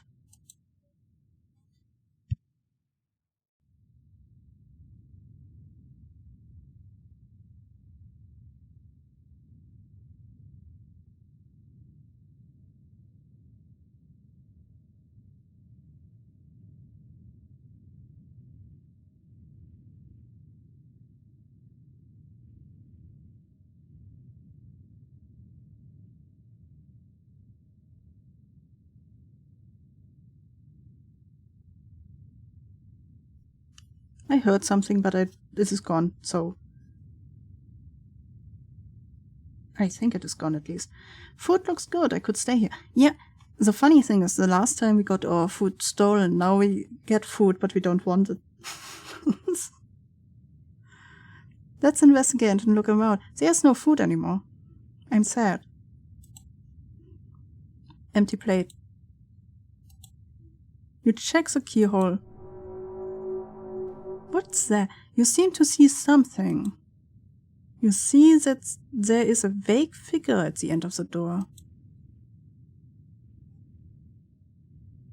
I don't think that they will help. I see it's something red going down here, so be aware of a corpse. Observe. You sense something wrong and realize it. That is after narrowing your eyes. What that is. Oh! That's semi-realistic, I guess. That is an artwork made out of human body, not a human being. Huh. Look at this. Huh.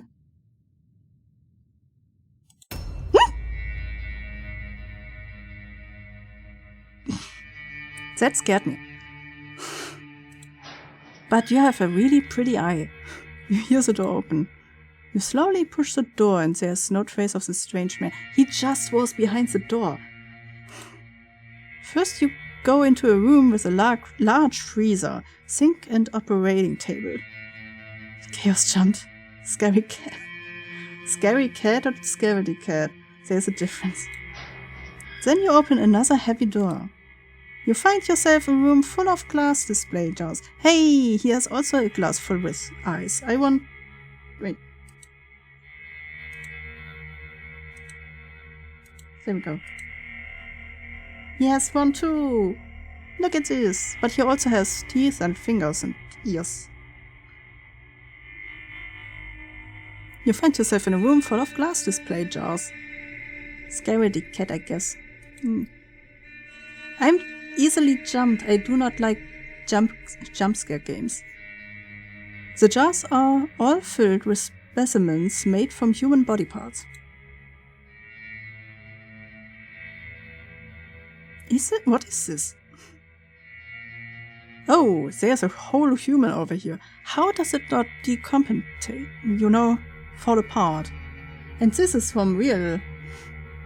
Huh. Oh, there's a booty, by the way. Maybe I should, like, cover it up with my hair. And there we go. It's like you're in an art museum. Could it be that he wanted to freeze me as material for specimen artwork? Is that what it is called? Specimen artwork? Is that a thing? You're thinking. You're seeing this scene. Run away, admire the artwork. We do not scream. Wait, can I save? Save. Yeah, I tried this one before. So, guess yes. This one. Save. There we go. I didn't finish, but I tried it.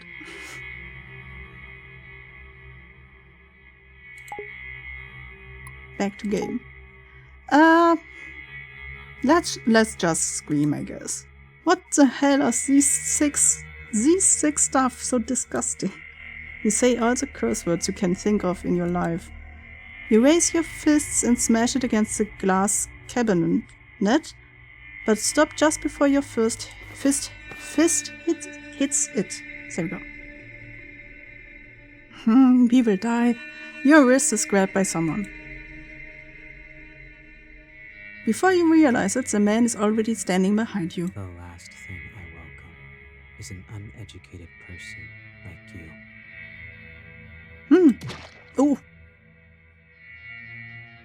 You feel a twinge in your abdomen. And then the red warm liquid flows out. Good that we made the music quieter. He kills you and he cleans up the scene carefully. After dissolving you with strong acid, he buries you in the garden. Wait, he doesn't even turn me into an art piece? What a waste. Bad end, 6 out of 2. Wait. 6? 2? You are not even good enough to be material. I'm not sure if that is... Okay. Load. Run away. You look for a door to escape everywhere, but just can't find any. With an idea, you lie on the wall and starts tapping, trying to find if there is a hidden secret passage. Oh. Just when you are tapping, someone covers your face with a small towel from behind. You pass out after struggling for 2 to 3 minutes. You are back in the small room when you wake up and the door is locked. There's no such chance ever again after that. You can only eat the meals he sends every day and waits for the 7th day to come. Bad end 6-3. Lamb to the slaughter.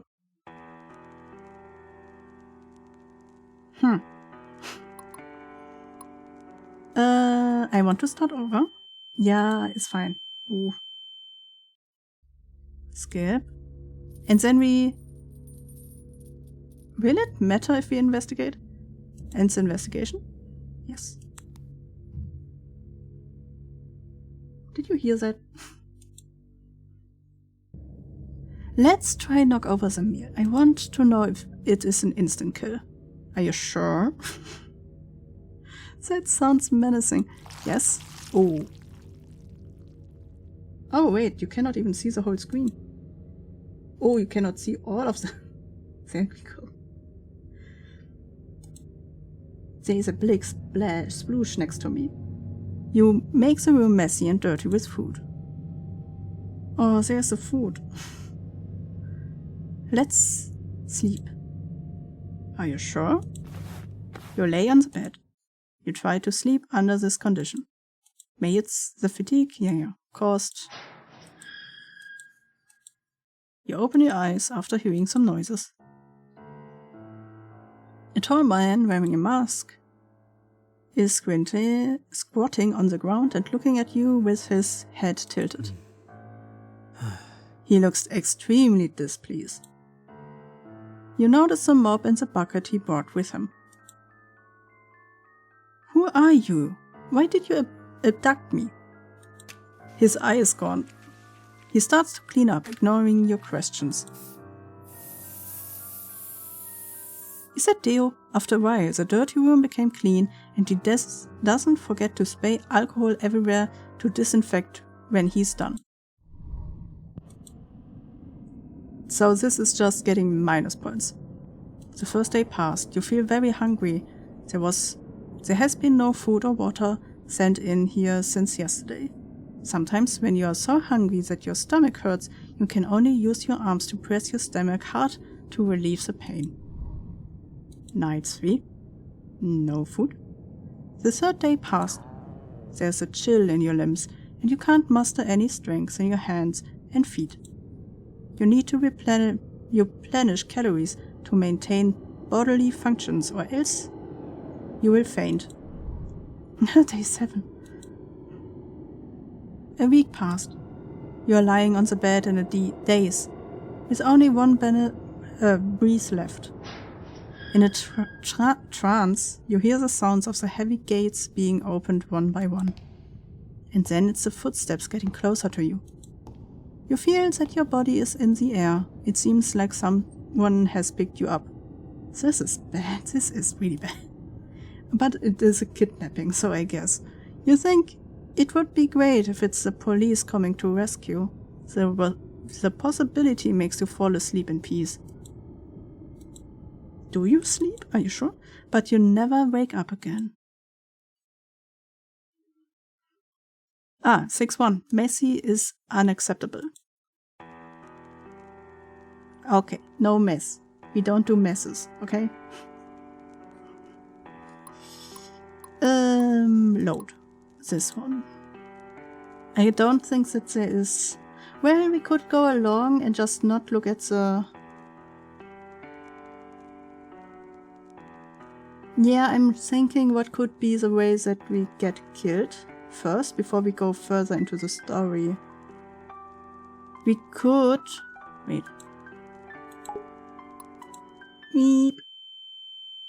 I wonder what happens if we do not look at the hole. You know? And the investigation. Yes. Sleep.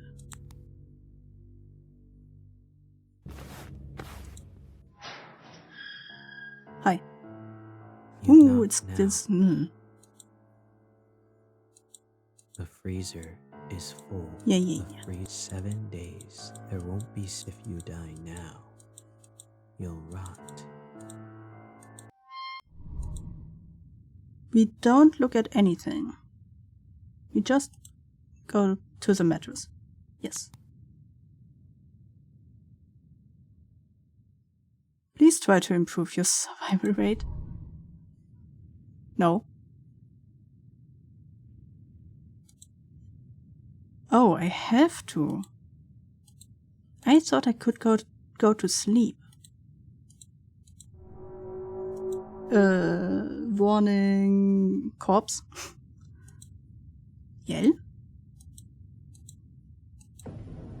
Okay, it doesn't matter what I'm choosing at this point. Boop. Okay, so I cannot just go to sleep on the second day. If you are surviving the first day, you are fine. Okay.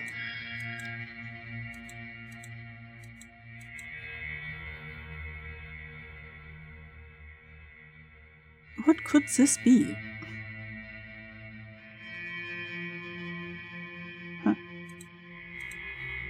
Skip.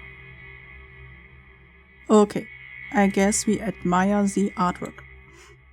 I mean, he is an artist in his own mind. You look around and admire his work with relish. Chaos has found a fellow eye enthusiast. He likes eyes, yes, but he likes also everything else.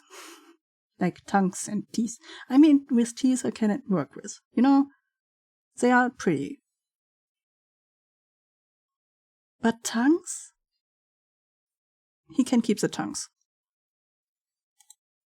You look at them for 15 minutes straight. Interesting. Is it? You hear a voice coming from the corner. It turns out the man has been watching out from a blind spot behind the glass cabinet. I like them. They are so beautiful. I'm guessing if you can gaslight him into you liking that stuff, you can escape easy. The man goes silent, with his head tilted for a couple of seconds. After hearing your comment, he seems to be thinking about something. Don't you consider it cruel or bloodthirsty to them? I mean, yes. No, I feel nothing at all. That was an automatic answer. I didn't choose that one. Huh. You're such a weirdo. Says the right one. Excuse me. Who is doing it? I'm just admiring, okay? You think, aren't you talking about yourself? After you have a tour in his display room, he locks you back in the small room you were in. You go to sleep to end the day. Will I get good food? Your survival rate increases. Yes. Food? Until noon, you don't see breakfast or lunch being delivered. That's evil. You are always starving. Already starving. You are waiting for him to bring dinner, but what you get is not dinner. Instead, you hear the door was opened. A light shines through the crack of the half-open door, looking like an intriguing invitation. Is it a trap? You open the door and walk into the light. You first arrive at the room with an operation table outside of the door. But this time, the operation table is not empty. There's a defrosted human corpse on it. Okay, warning, human corpse. Maybe. The man pops out of somewhere. I was imagining him popping out of the corpse, like some people do with like happy birthday cakes. He unties the iron chains from your feet and hands the surgical knife in his hand to you. First. Uh-huh. Where do you think the first cut should be? Your neck. His voice tone sounds cold, like the kind of teacher who gives students hard questions on purpose. Yeah, sure, weird. Wait, I cannot save. Can I? Menu. Save. Over this one, because there's no other way. Yes. Attack him. I guess we will die this way. Oh, wait. Back game. Attack. You turn around quickly and try to stab him with a surgical knife. Aha. Yep. But he seems to already know you would do that and holds you down quickly. You were indeed pretending. Yes, it was a test, huh? He locks you back in the small room you were in. There's no such chance ever again after that. You can only eat the meal he sends every day and wait for the 7th day to come. Boo. Bad end. 6-4. Smart ass. Why a smart ass?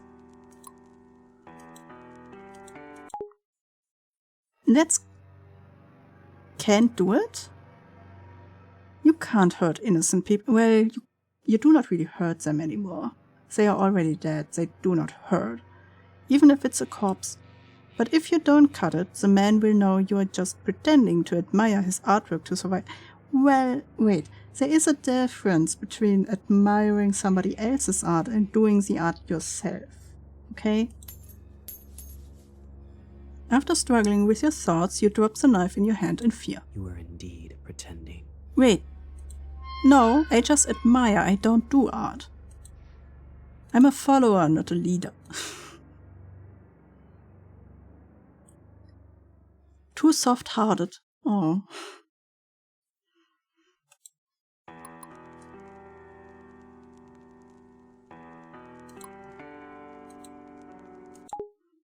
Okay, stabs the corpse. Maybe beautiful work always comes with some sacrifices. Cool. Without hesitation, you stab the abdomen of the corpse with the knife. But due to a lack of professionalism, the line you cut are crooked and ugly. And this is when he gets close behind your back. Oh, it's a ghost moment. It holds your hands. I was talking to a co-worker about your pet. They were not ready when I showed the video you posted today. Yeah, don't just show them my spider babies, okay? There are a lot of people that are not ready for the chaos pet.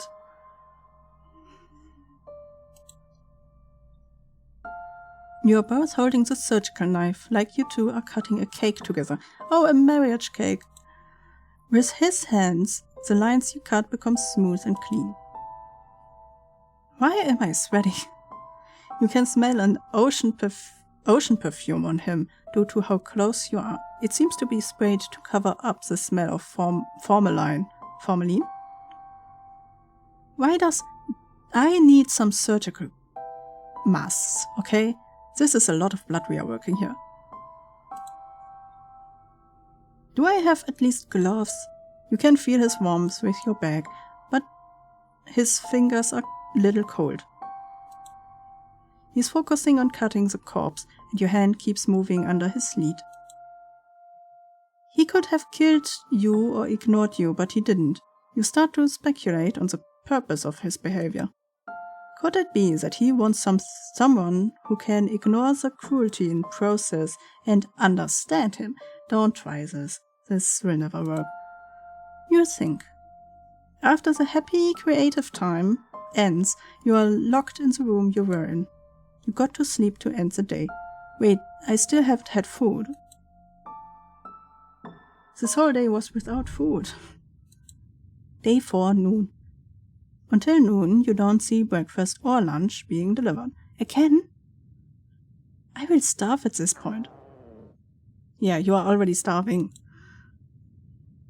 There is a highlight. You notice that something is shining at the corner. Oh, a key? Where is this one coming from? It seems like the man accidentally dropped it last night. Yeah, sure. You open the door with a key. Is it another test? You go past the operation table where you two spent creative time together last night. The display room. Then you discover that there are unnatural, uneven marks from one wall to the corner. Happy.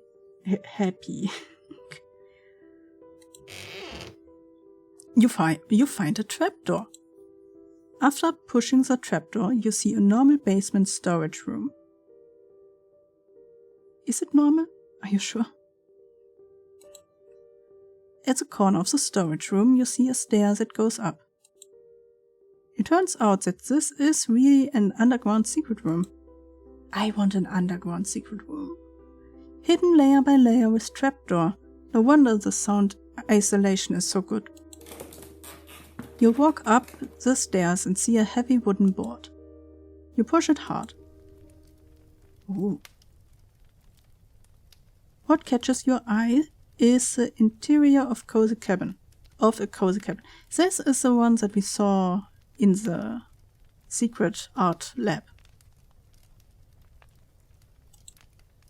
Then you realize the heavy wooden boards you just pushed is the back of a bookcase. You look around and find that there are insect specimens everywhere in the cabin, and there is also a reindeer head specimen hanging on the wall. Then you walk into the living room. Hey, you see a young man with a handsome face and pale skin lying on the sofa. Look at his hair. This is your kidnapper. Of course he's handsome. Every kidnapper seems to be handsome in games. The ocean-scented perfume and the faint smell of formalin emanates from his body. Stop sniffing him. It's him. He's the masked man who kidnapped you, but he's not wearing a mask at this time. Well, he's sleeping. His sleeping face has a ferocious expression. His neck is sweating, and he seems to be trembling. Looks like he is sick. At this time you decided to escape. Wait, menu. Save. Save? Yes. Take the opportunity to escape or stay and take care of him. Kill him. Kill him would be a good option, to be honest. But I guess we don't have it in us. We are too soft-hardened for it. I would. Just try to escape then. If you don't run away now, then when? You open the door and find a forest with heavy snow outside. You would remember why you came here. You were traveling alone. Yes, single life and all, but still. In the evening, your car hit a deer on the forest road and then stalled.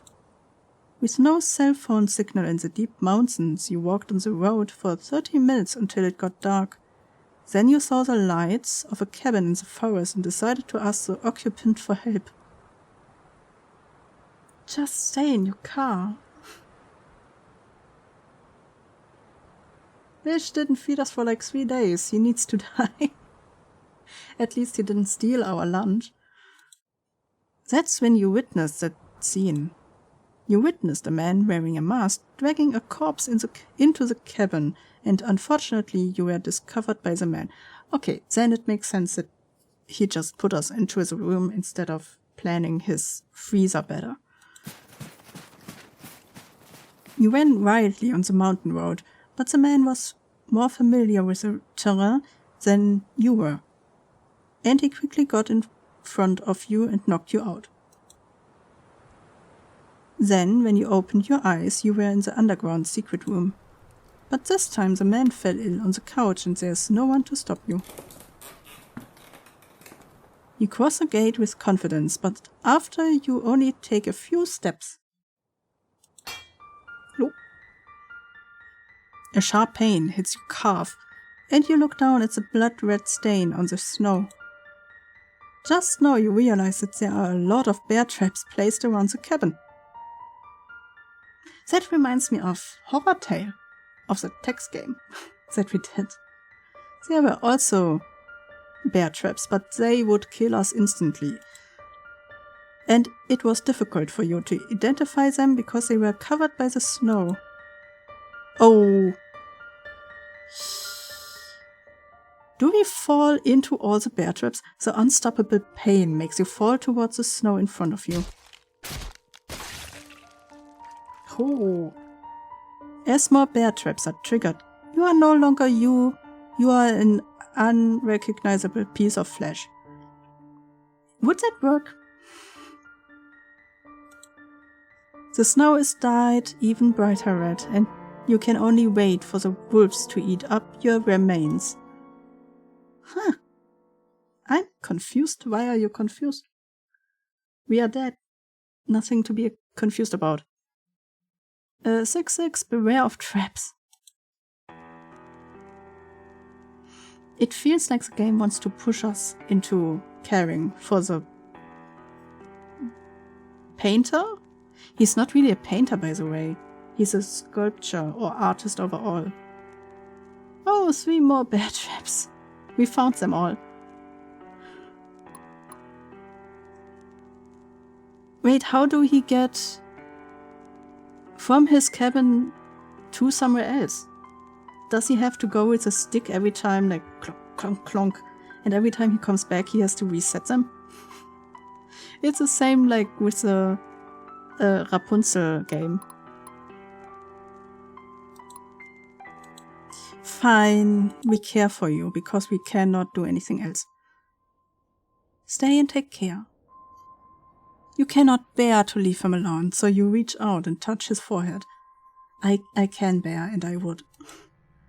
Ah, so hot. You try to find something that can cool him down. Let's investigate. A living room?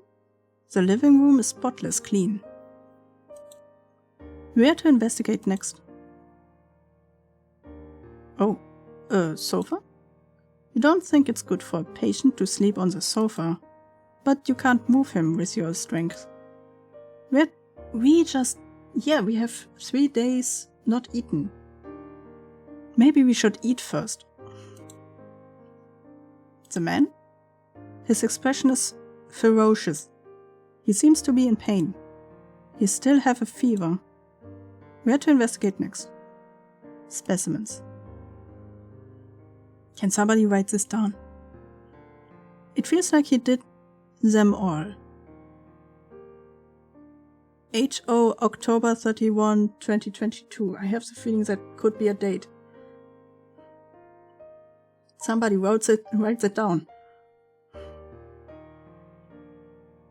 Bear traps has the force to snap off fingers and break bones. Ah.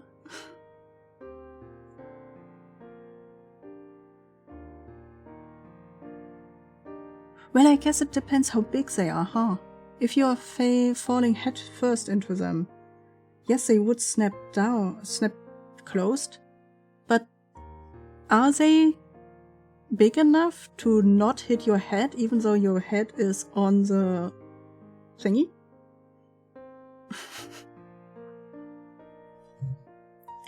I will write it down myself. Thank you. I have the feeling that could be important. Every date in a horror game can be important.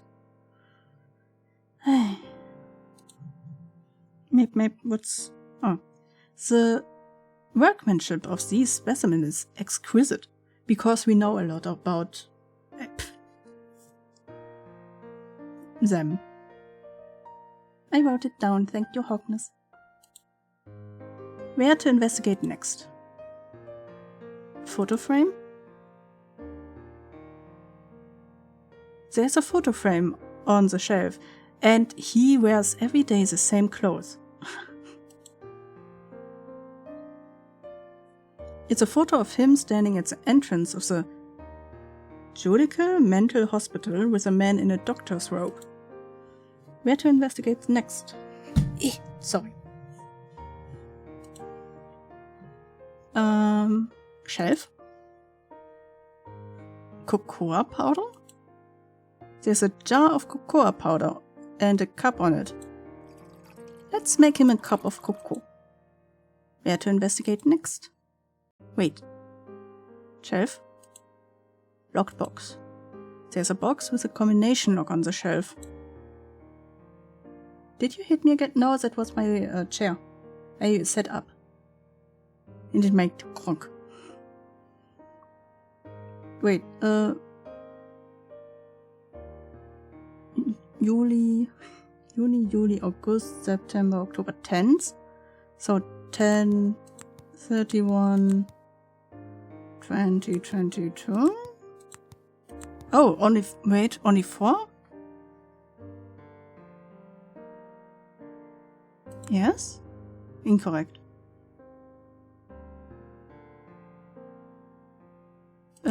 31/10 2002.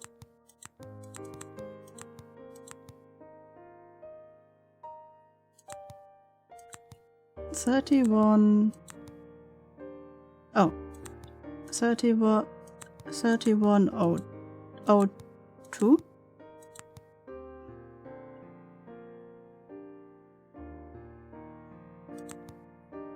Ten 2002.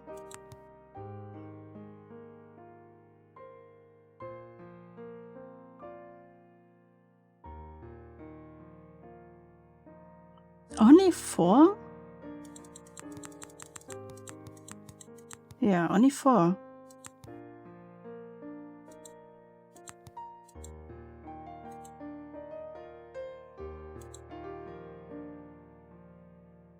Bookcase? You find some of his profile files in the bookcase. 0210. I will try in a second. Name Helen Otis. Oh, H-O. Gender male. Birthday October 1st, 1980. Write this down. It's important. Wait, it's also October. Well, so 1, 10, 80, that would be 5 numbers. I didn't got it.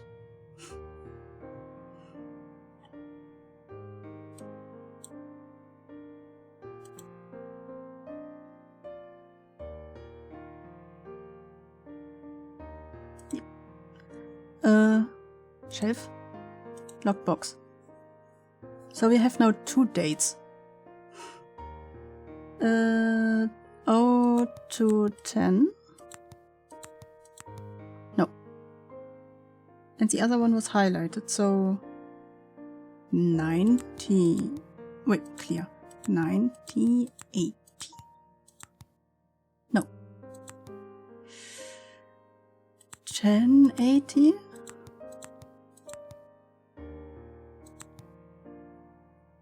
Oh, 180.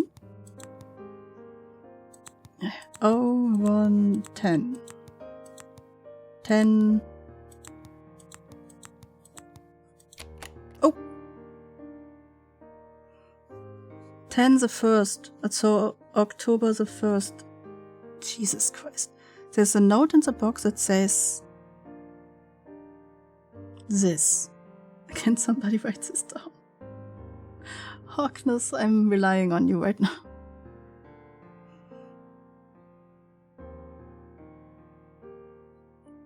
What is... Maybe we have a PC somewhere around and it is a password.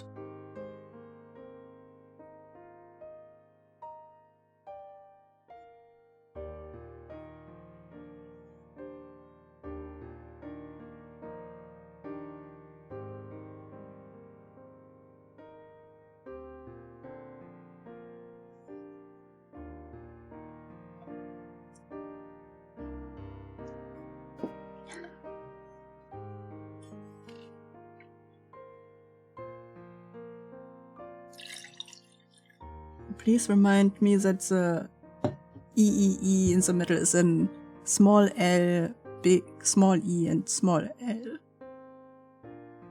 Okay. Little. Okay. I wonder what it means. Okay, I think we did everything here. I don't...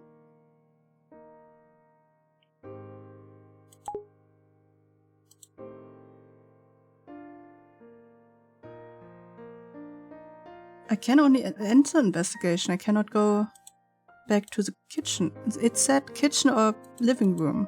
I want to go into the kitchen now.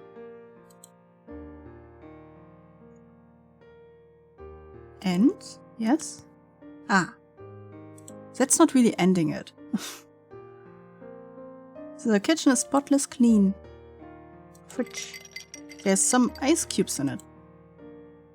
These can cool down his body temperature. Cabinet. You find some clean towels in the kitchen cabinet. I can soak a towel in ice water and place it on the patient's forehead to cool him down. Okay. I guess that's all. Back here? What do we need? Is it maybe for later?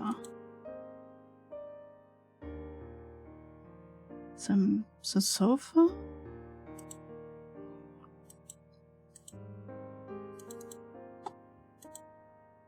Okay, the man?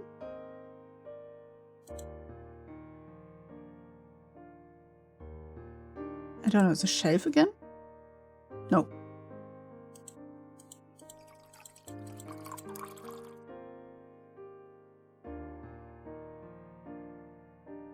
I guess we need it later.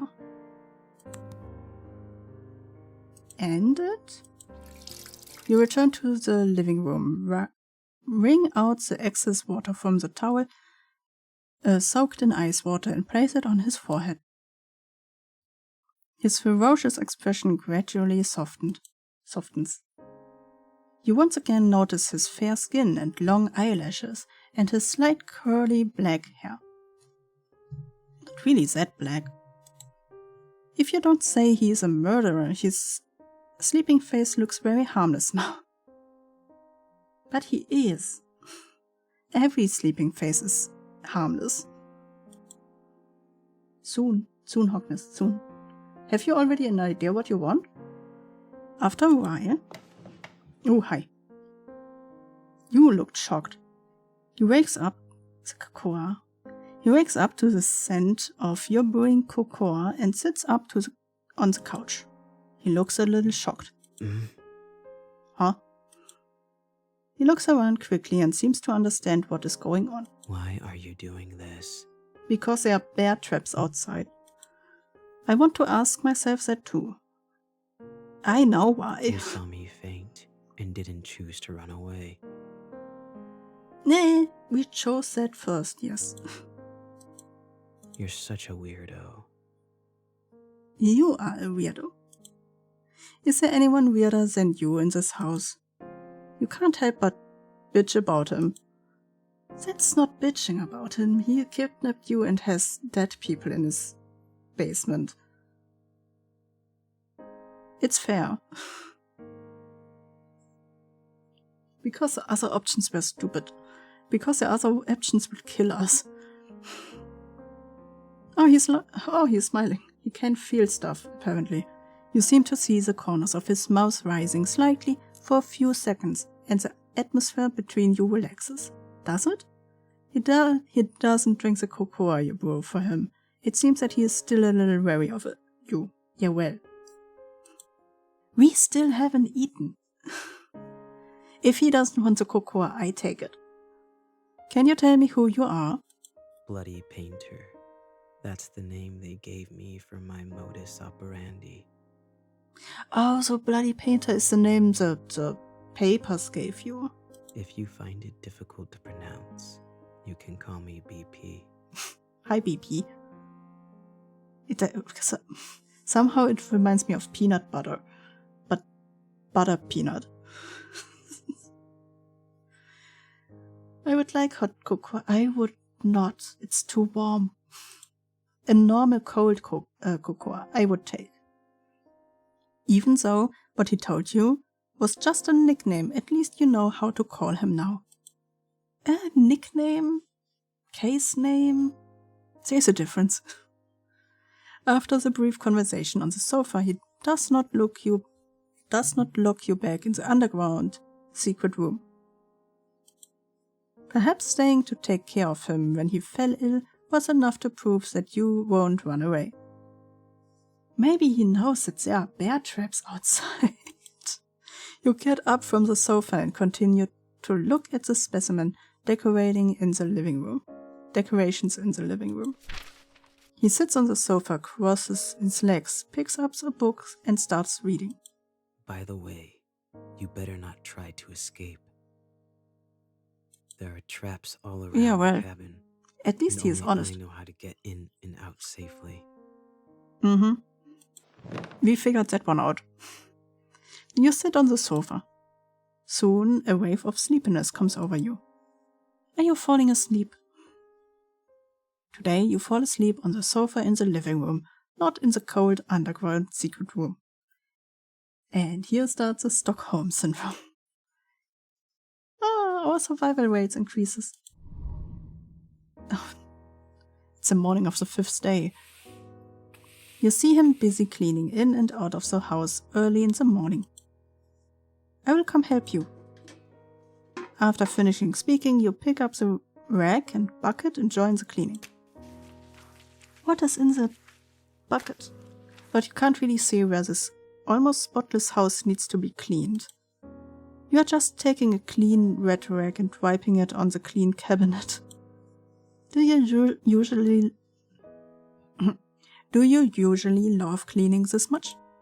It would soon be covered with a layer of dust.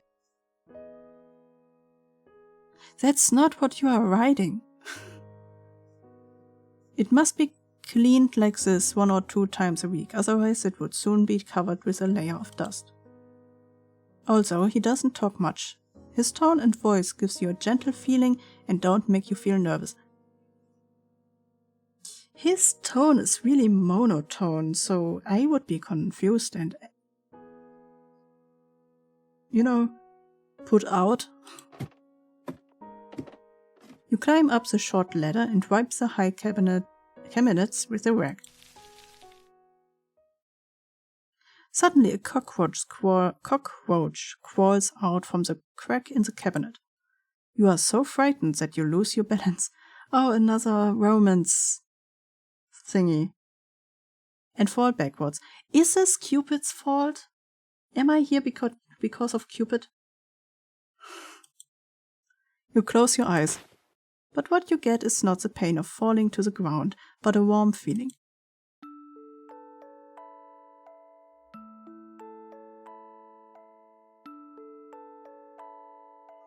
Cupid, stop it. You open your eyes and find that he has hold you like you are a princess. He catches you with the same old cold expression on his face. Boop. Are you alright? More or less. Are you tired? Perhaps to resolve the awkwardness, he asks, Dang, Cupid, stop. Yeah, we have too many tropes in this. I'm alright, it was just a cockroach. Oh. Don't tell him it was a cockroach, he is a germaphobe. Hearing the word cockroach, he puts you down. He takes 2 steps back from the cabinet you just wiped and then says calmly, Don't come near here yet. What? Why? It's dangerous. Near here? Why? Pfft. You can't help but chuckle at the thought of murderer being afraid of cockroaches. Also, you have a whole wall full with dead bugs. How did you do that? If you cannot deal with them. Fine, whatever you say. The interaction just now makes you feel a little warmth from this cold murder. I wonder what happened in my life beforehand that I feel so positive about a murderer just being nice. You are underselling yourself. At least you see more of his reactions and expressions. This is the rare relaxation you have felt in these tense days. He could have let you fall off the ladder, but he rushes over to catch you. He doesn't want you to have a blue spot for his art.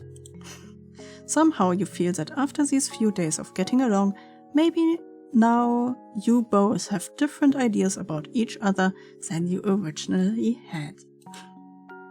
It was only a clear relationship between a murderer who wanted to hunt and a prey who was trying to escape. But now it has an extra layer of friendship, causing the interaction between you to have an indescribable sense of dissonance. Just because you think it's friendship doesn't mean he needs to think it's his friendship. Also, not just because he doesn't, well, he can be, how do you call it, cordial with you without being friends, Just when you pick up the old newspaper and prepare to wipe the windows, you find a police car parked on the road in the distance. Oh, police. 2 police officers get out of the car and keep looking towards the cabin. At some point, BP is already behind you looking out the window with you. Wait for a second. Sure. And then he walks out of the door to talk to the police officer. Is there anything I can help you with?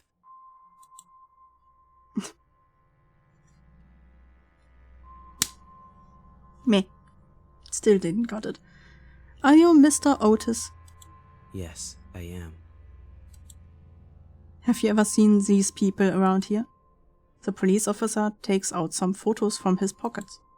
Have these people committed a crime and are running away? No, these people are the missing people around this area. I haven't seen them before, but wolves and bears often appear around here. Can we check out your cabin? Yes, come in. Wait, how do they get in without getting killed by the bear traps? BP behaves very kindly and politely. After speaking, he leads the way for the police officers. Please, follow my footsteps. Ah, that's how. I placed some traps near the cabin to protect against wild wolves and bears. Wait. I don't want to step on them. We can now just follow the footsteps to get out of the trap area. The police officers enter the house and see you. Hello, this is... An old friend who came to visit me recently. You could not... You could say it, but it doesn't... No. You greet the police officers with a smile and a nod. At the same time, a police officer quickly looks through the missing persons photo in his hand. Then he puts the photo back into his pocket. It seems that your disappearance has not been discovered by anyone yet. You stand next to the bookcase, blocking the entrance to the secret room. I cannot decide this. This is automatically. After searching around, the police finds nothing unusual and leave. His trust in you increases. I haven't done anything. Today you still sleep on the couch in the living room instead of in the cold basement. Half asleep, you hear the sound of someone approaching. When you notice it, the person seems to be very close to you. You pretend to be asleep, and the person just looks at your sleeping face quietly. Creepy. The man stretches out his hand and takes it back just as he is about to touch your hair. How do you know? You cannot see. Tisk. Tisk. He turns around and leaves. Huh? Oh, day 6. Great. You see him busy in the kitchen for a while. Then breakfast is served in front of you. Oh, wait, we haven't eaten since the second day? We haven't eaten in 6 days. There's a piece of toast with just the right crispiness on the large round plate. A poached egg on top of the toast and some lettuce salad. It's not really a salad, it's just a piece of lettuce. The plating looks delicious. The drink is a cup of freshly brewed hot cocoa. The cutlery he gives you is still a round plastic fork with no offensive features. You sit at the dining table and start eating, while he sits on the chair opposite you and flips through a book. It's still snowing outside, and listening to the squeaking sound of the fireplace, the atmosphere in the cabin is particularly comfortable. As long as you ignore the fact that you are in the same room with the murderer who kidnapped you, everything is really relaxing. Yeah, just ignore it. You look at him, who is full of mysteries, and some questions arise in your mind. And you decide to...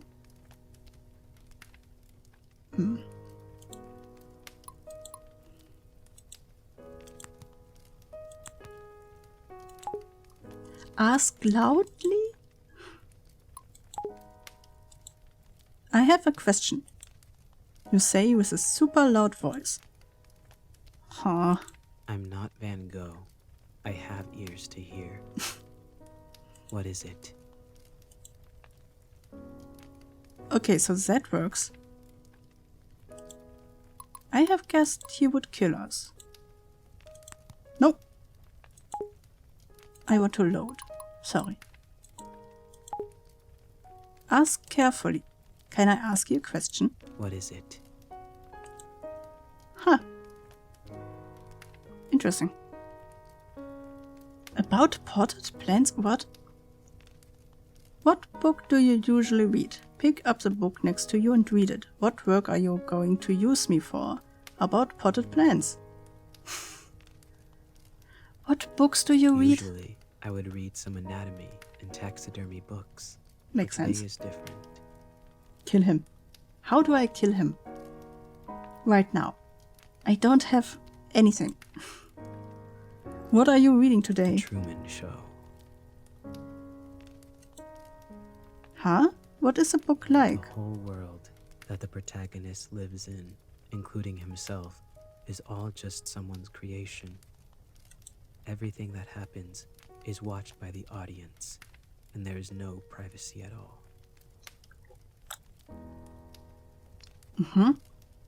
And how do you feel about this? But he is completely unaware that he is in such a large theater. Very ridiculous, right? I can't imagine this to happen in reality, or to I me. can. I can imagine it. If our world was like the Truman Show, how would the audience view the current situation?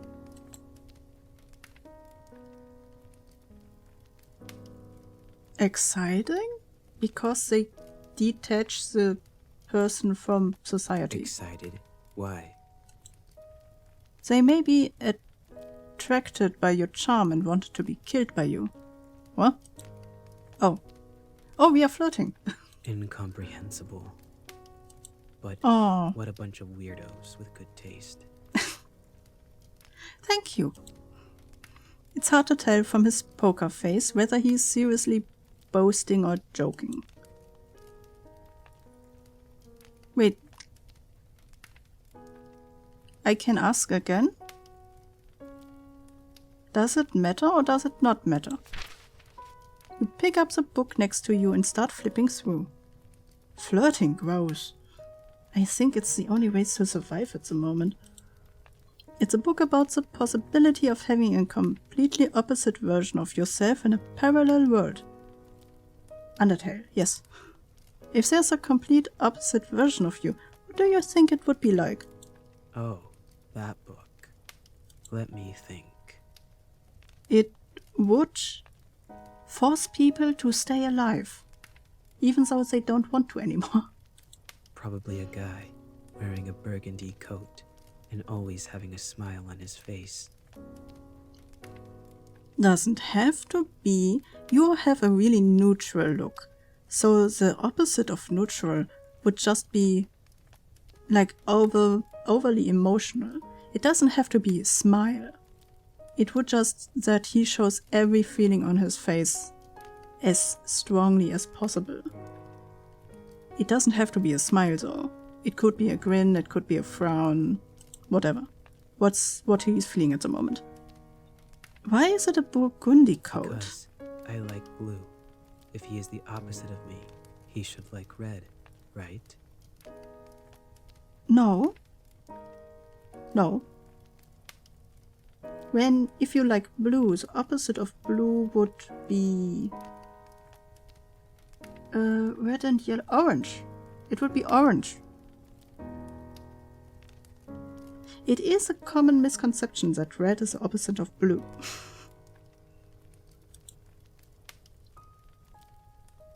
What work are you going to use me about potted plants? I saw many potted plants on the shelves in the living room. But why were they all withered? I have tried my best. I don't know why they always die. You don't have a green thumb, huh? What work are you going to use me for? You ask bravely. He looks up at you for a moment. I was going to make you into some kind of doll at first. Was going. Your eyes are beautiful, but if they are left alone, they'll become rotten and sunken. Yes, So but I would thank like you. to dig your eyes out and put them in a glass jar and soak them in formalin to preserve them. Now you are talking my language. Glass beads will be placed in the empty eye sockets to replace the eyes. Yeah? You look very pleasing to the eye, so I would also like to keep the head intact. I like my head too, yes. Stop, this is terrible. Thanks for the compliment. You're welcome. Oh, he's smiling. Just detach yourself from the situation. If he just would talk about some kind of art piece, this would be nice. Why did he say at first? Has his mind changed? Replacing the eye? We just take the eye. Yeah, we don't replace them. We don't give back. Unless it is for a puzzle. Ha! Got him. Sorry. Also, as far as I know, puppet eyes are not necessarily a ball. They are not necessarily spherical, round.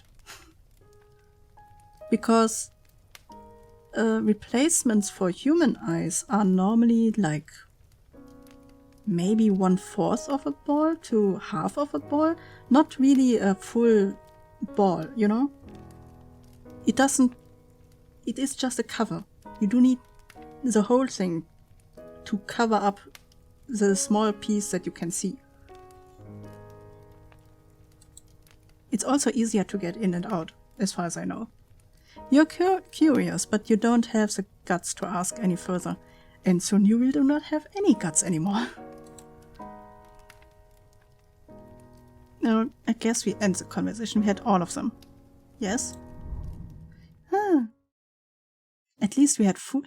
Why would you give me food shortly before you need to clean me out? That doesn't make sense. It's noontime. To thank you for making breakfast for me today, let me make lunch in return. He doesn't trust me. He frowns at you with an expression like, are you out of your mind? Don't worry, you said there are traps outside the house. Only you know how to get in and out normally. Even if I resist you with a knife, I can't escape. Owl raid? A real raid, or is it a single person raid again? Hogness, do your deeds, please. Also, hi Owl, hi. That's me again. I was about to say, huh? I don't get a message. There was no loud ping noise. That scares me to hell and back. Thank you, Hogness. How is you? What did you do? We are in the middle of being kidnapped and maybe turned into body corpse art. But we are flirting our way out of this. I'm sick. Oh, I'm off work now, eating Chinese. What kind of... Well, you don't have to answer. Of course not. But if you are sick, I imagine like... Kinda like feverish or sniffing and coughing. Chinese doesn't fit that. I wish... Huh? Well, get better soon and enjoy your Chinese. Is it at least the Chinese food you wanted instead of what yesterday was? I got noodles and chicken something.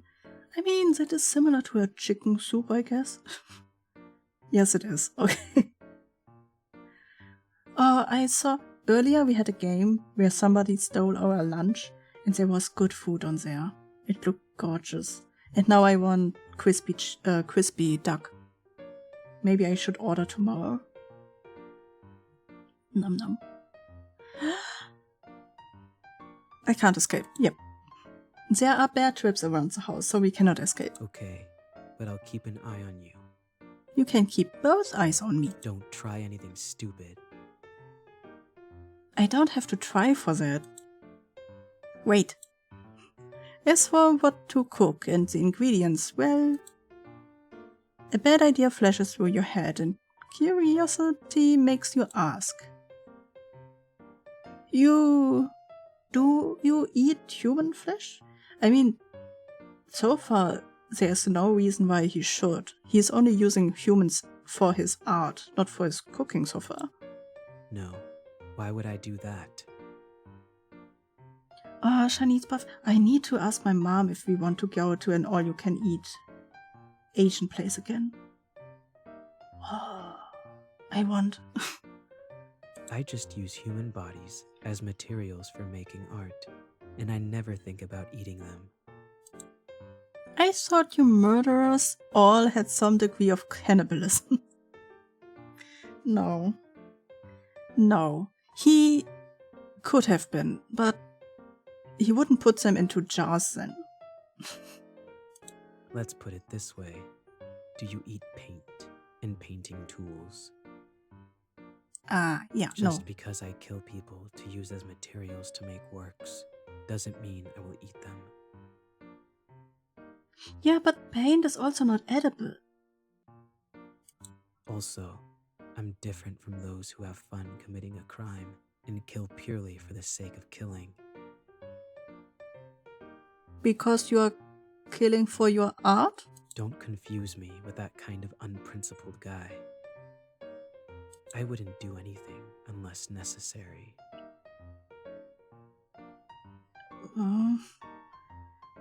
As far as I know, almost every killer has a reason. Even if it is just, I wanted to know what it feels like. You know, that would be the reason, the most easiest reason you can have, let's say it that way, to kill someone. I just wanted to know how it feels like, you know? Not good of a reason, but the most basic reason. Others would be like, he owed me money and wouldn't give it back and I needed the money. Or, I don't know, love relationship. Somebody went behind your back and you stabbed the partner or their loved ones. You know?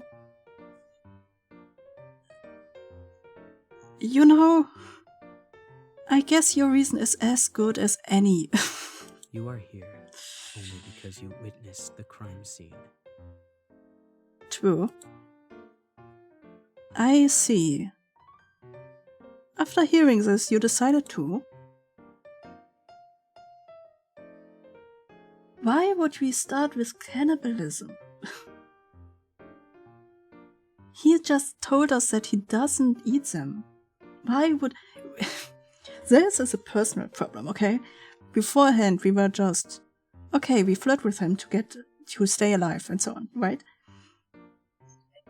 We also partake in his hobby just to show him, hey, we like your art, you know, don't kill me. He himself is not a cannibal. But we are deciding to make a human meat dish? I have the feeling we might be a cannibal in this relationship. This has nothing to do with us being kidnapped or with, I don't know, having fear or something. You know, nobody is forcing us to eat human. We just decide to do it. Maybe it's curiosity, to be honest. If I would think I will get killed tomorrow and have the opportunity to eat human, there are no consequences anymore, so as long as I get food, I guess.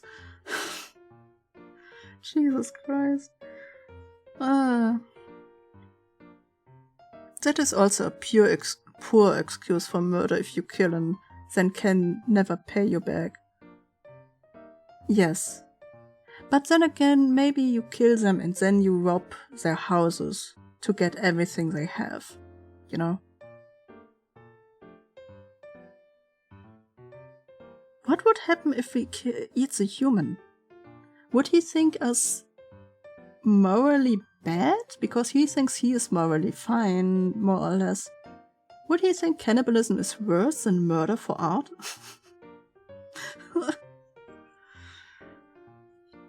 Let's just try, I guess. Be safe.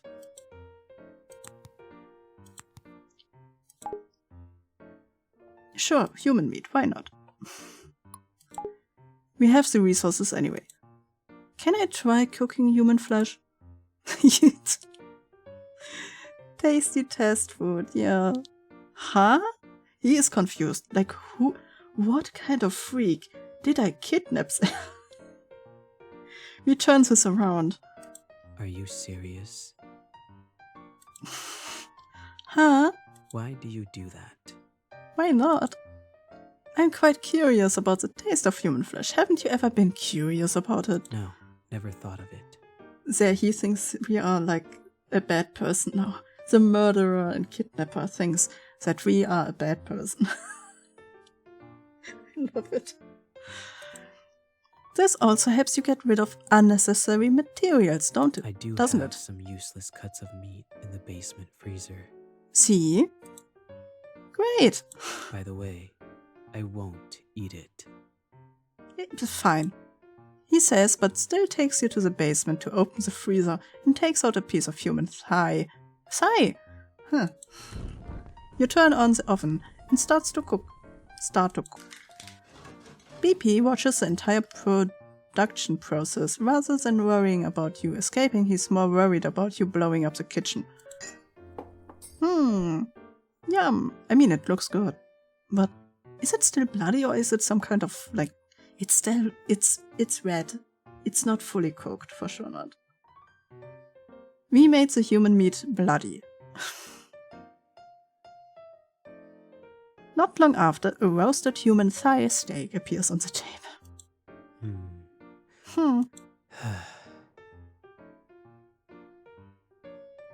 He stares at the human steak on the table and has no intention of eating. I like that we make the murderer uncomfortable. He's like, no, that's too far. It's rare.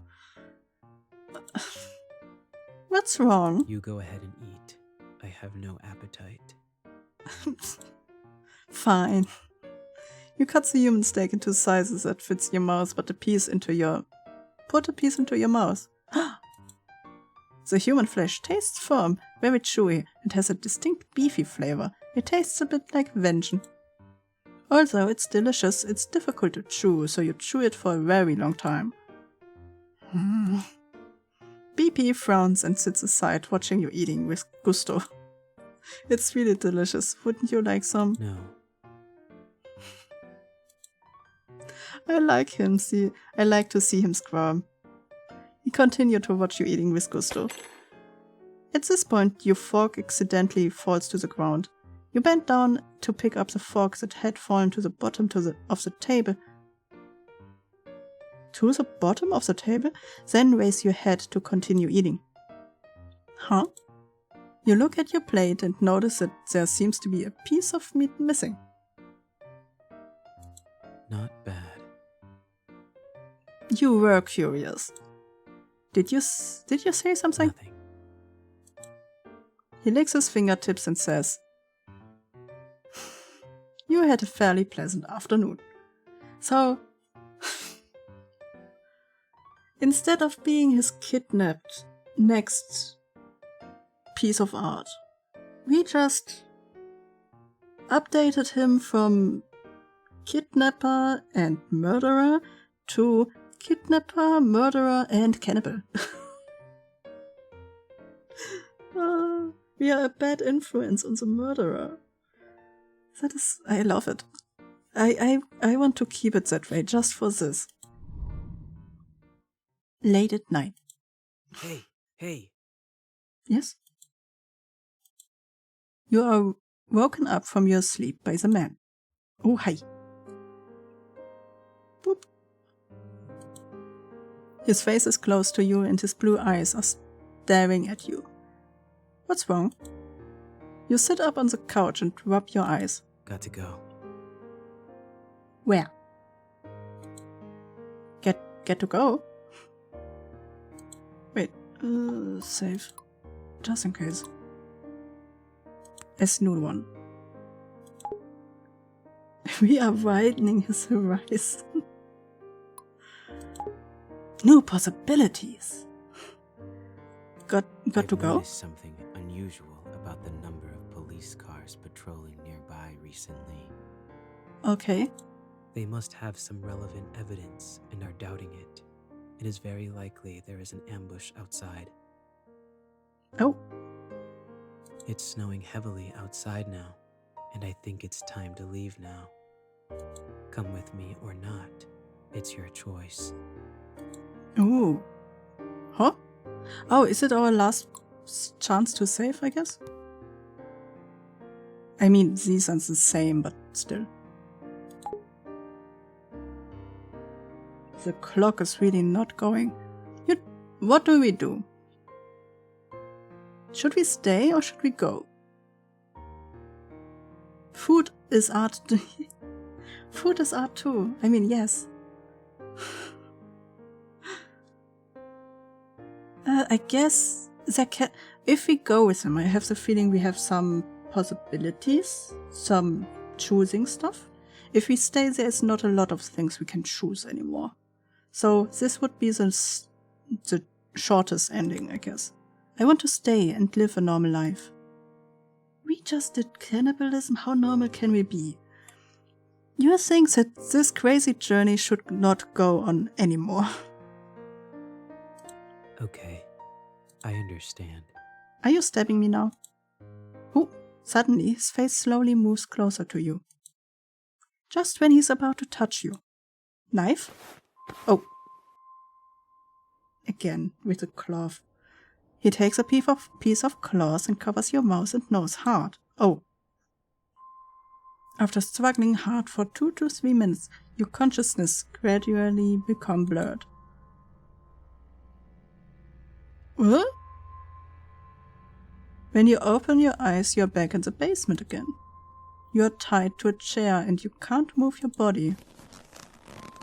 You try to break free, but you fail. The rope is tied very firmly.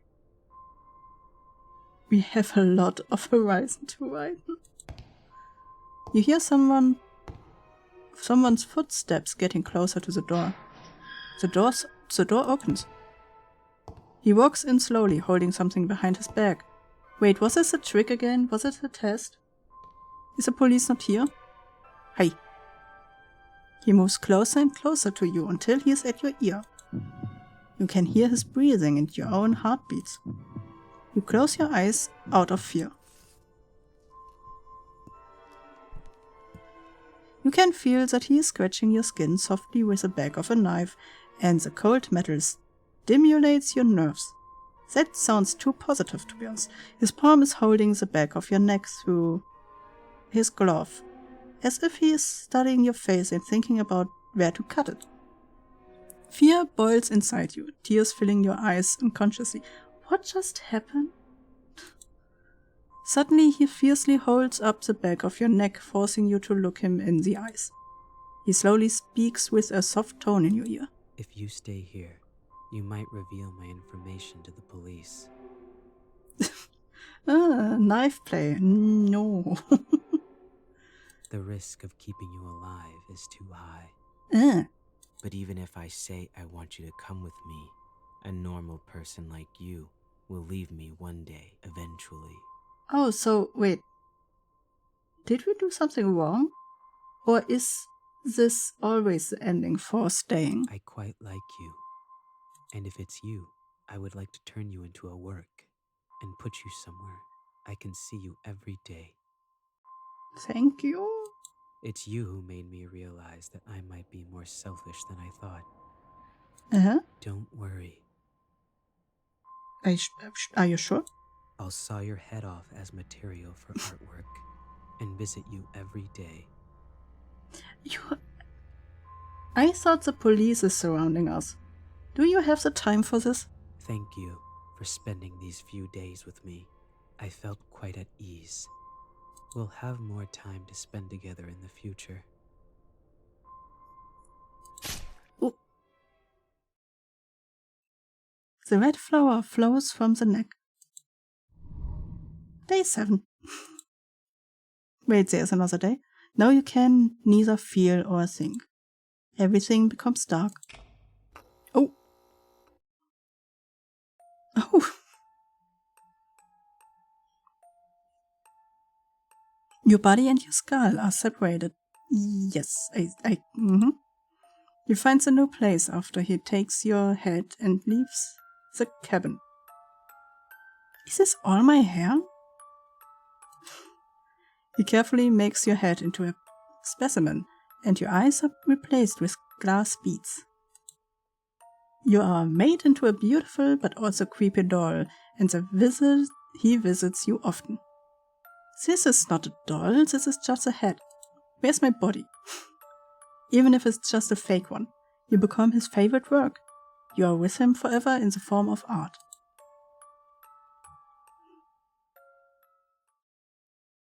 And for one favorite work. Wait, was it a good end? Did it set good? This one. Did we do something wrong? Could we, if we do everything perfect, could we stay? I'm confused. Go with him? What do you want me to do? Huh? I'm fine with both choices, but I need you to look me in the eyes and tell me, what do you prefer me to do? You stare at his eyes. I prefer. He hesitated to speak and looks away, looking like he's thinking about something. Oh, hold his hand. I don't know. There was a timer. I was panicking. Your behavior makes him a little panicked. And he doesn't seem to be good at this kind of situation. You notice that his ears are flushed, and he is flushing. And his unexpected reaction makes you want to tease him a little bit. What do you prefer me to do? I prefer. After a moment of silence, he slowly speaks. That you come with me. Oh, okay. He tries hard to look you in the eyes and speaks his thoughts. We'll set off early tomorrow morning. Ah. Oh. Day 7. Follow my footsteps. Yeah, the police will not, jump us the moment they see you when you are wearing that mask. Not at all. This is normal. Follow my footsteps, okay? You follow the shoe prints he leaves on the snow and finally succeed in avoiding the many traps around the cabin. Is this a moment where I still have to do multiple answers quite fast? Timed? Just as you are walking through the forest, you hear movements behind you. Wait, let me save this one.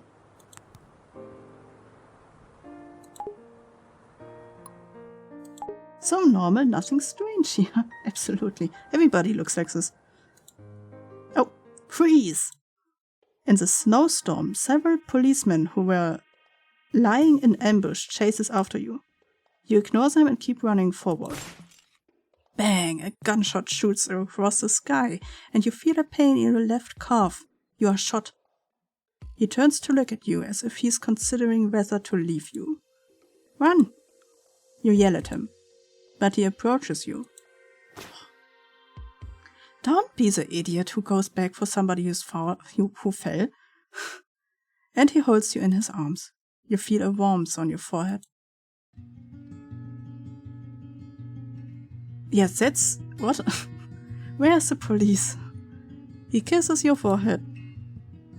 I mean, cute, but where's the police? You feel the time freezes at this moment. The kiss is almost like a goodbye. Then he leaves you and runs forward, disappearing into the heavy snow. You are later taken back to the police for questioning. You say throughout the process that you were a victim. On that note, you are not lying. You don't reveal any unnecessary details. Since there's no relevant evidence to prove that you are an accomplice, you mean besides my fingerprints on the scalpel we used? The police can only release you after a long period of interrogation. Bish, you left us? It seems so. After that... Oh, that's a big house. 2 years passed. 2 years? Okay, fine. Now you live in a cheap little apartment. That's not cheap. I can tell you that much. You live an ordinary life, as if what happened 2 years ago never happened. Today is Halloween. Of course it is. And every household nearby has put some thought into making decorations, but for you it's just another day at work. When you return to your apartment after getting off work in the evening, the strange thing is that as soon as you open the door, you feel a gust of wind. You remember that you closed the window before going out, just when you are about to close the window. Aww. You find a gift left by someone on the table next to the windowsill, a red rose. You don't know why, but you have a feeling that BP has been there. That's about the size of my living room. Maybe it's not all of it. I mean, there needs to be a bathroom at least. There needs to be a kitchen. Every Halloween after that, you receive a rose at your residence. It's like a once-a-year greeting. Also, he says nothing. The rose seems to tell everything. Also, you have certain similarities. You are two people from different worlds after all. Yeah, I'm a cannibal and he is a murderer. Perhaps living your own life this way is the best outcome for both of you. Good end for two different worlds. Okay. Hold hands. No.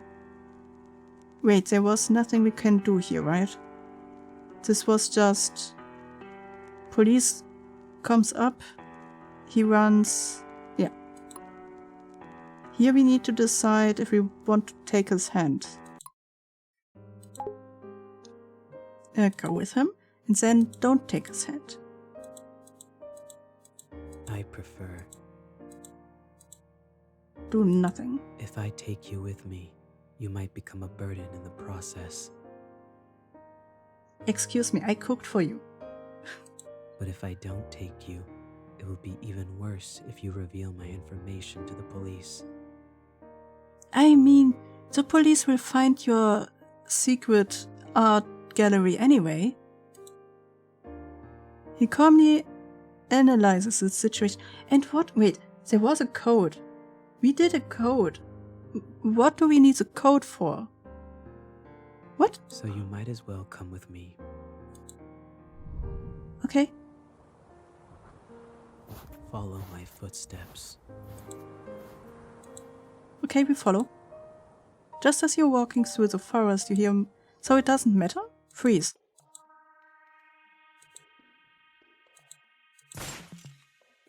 Police... He turns to look at you as if he's considering whether to leave you. He approaches you. Will he murder me now? And he holds you in his arms. Then you feel a pain in your back. Aha.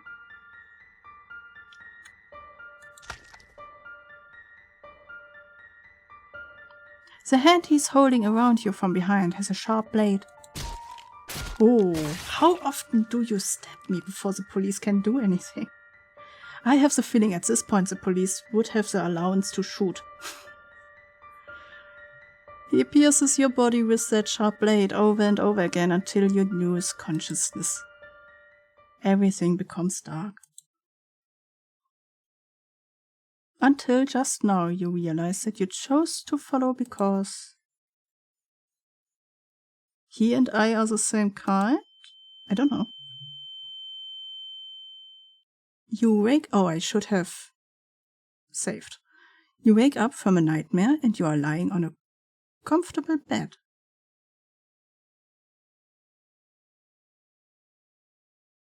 That's about the size of my living room. Yeah, I have a 2-room apartment at 64 meter square. I don't know if you want people to know that. You look around and find yourself in a cozy-looking room with specimens hanging on the walls.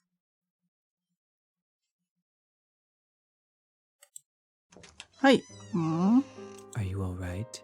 I'm not sure. You stabbed me. The man asks as he opens the door. I'm alright. 2 years after that? Oh! That night 2 years ago, even after you were shot in the leg, the two of you continued to run forward in the snow. Wait, did we dream that? We just... Wait. We were shot and we kept running. Fortunately, the wind and snow were strong enough to cover up your whereabouts, so you were not caught up. After that, you came to another remote mountainous area and rented another cabin to settle there. Cabin in the woods, in the mountains by snow, yeah. Fits. I heard someone talk very frequently in her sleep. There are so many apartments of that size in Sweden. Okay, just making sure. Well, I guess you can delete it on your own. You are a mod. I was just having a nightmare. Oh, hey. He sits on the edge of the bed and strokes your cheek, his forehead touching yours gently. Don't worry. There's nothing to be afraid of. Are you sure? I could eat you and you could murder me. There's nothing more dangerous than me here. He's right if you are just an ordinary person. You should be worried about the murderer living under the same roof as you now, rather than a nightmare. But you are not an ordinary person. You are as cold-blooded and emotionless as him. You two are equally evil, but this makes you both find a sense of belonging in the other. Living with others made him feel uncomfortable at first, but living with a crazy person like him doesn't make him feel uncomfortable. Because you can always quickly know what the other person is thinking, and you also know clearly where the other person's boundary is. You live under the same roof, but you don't interfere with each other. You continue to commit crimes, and you sometimes participate on a whim and cook the corpses. You have each other by the short hairs, and you know what if you expose each other's crimes to the public, then you will be finished too, so you more or less cover each other. I would have guessed that now the eyes are open again, but looking at the camera. He looks stringy, so probably not good to eat. Yeah. You have a strange symbiotic relationship where you sometimes dislike each other and sometimes deceive each other. But you also have absolute trust in each other. Two madwomen, keep each other company. Good end, 4-4, Madman's house. I mean, they deserve each other, I guess. Okay, load. That was this one. There's one more. Go with him. Don't touch his hand. I prefer. Do nothing. If I take you with me. What you if might we become a don't burden in decide the anything? process. Chaos, what? But if I don't take It's you, true. it will be even worse if you reveal my information, so you might as well come with me. Okay. It's bedtime. Follow my footsteps. Yes, you should go to bed. Okay. Yeah, police. He got shot. He comes back and stabs us in the back. And this time we will say, we are so different.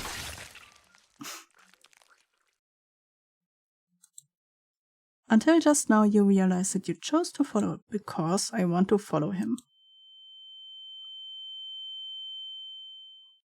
You wake up from a nightmare and you are lying on a comfortable bed. You look around and find yourself in a cozy-looking room with specimens hanging on the walls. Hi. Are you all right? Yes. The man asks as he opens the door. I'm all right. 2 years after that. That night 2 years ago, even after you were shot in the leg, the two of you continue run forward in the snow. But Ahmad, I must be here. You can go to bed. You are modding over the handy. Fortunately, the wind and snow were strong enough to cover up your whereabouts, so you were not caught up. I also believe that this could be one of the last endings, maybe?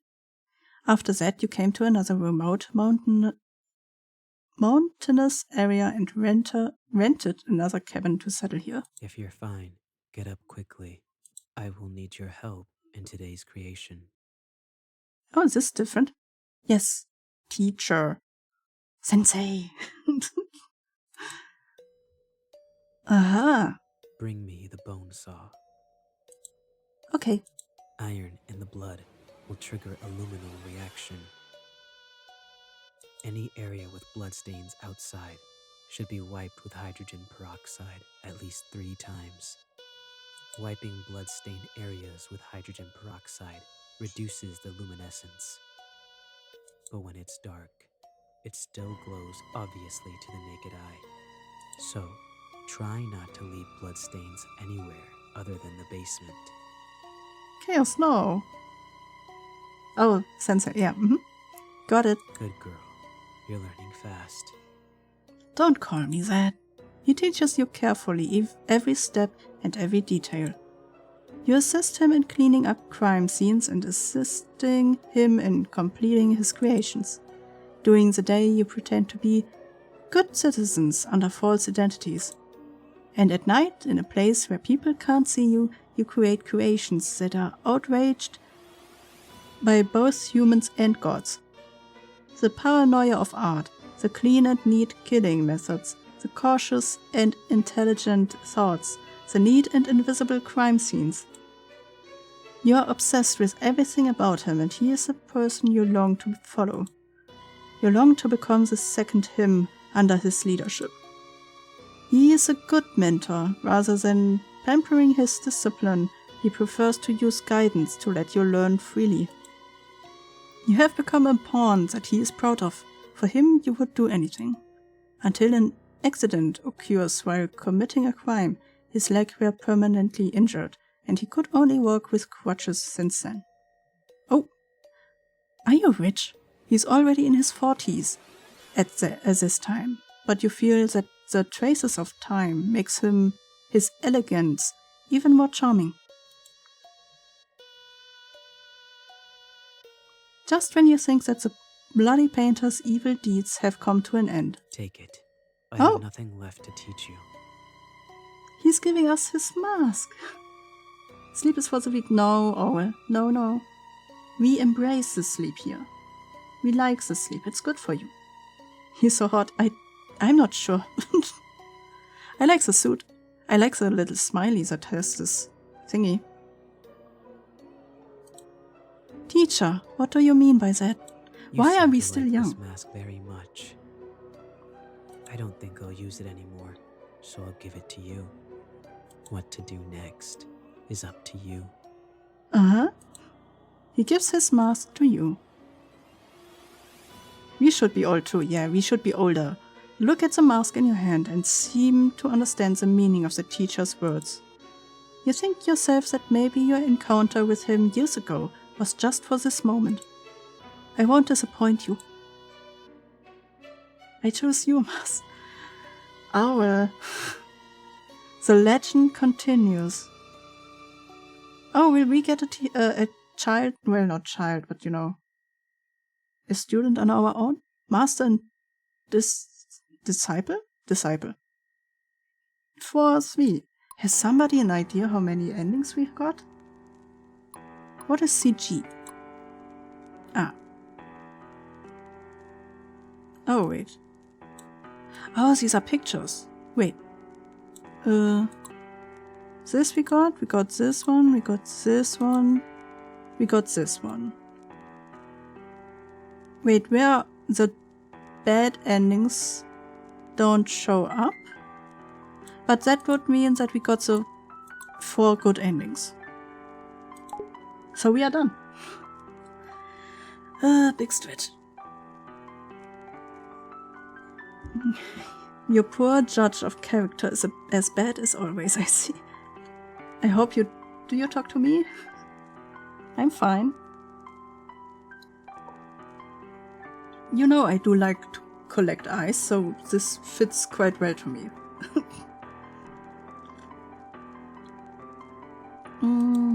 Let's see if I can wait into somebody.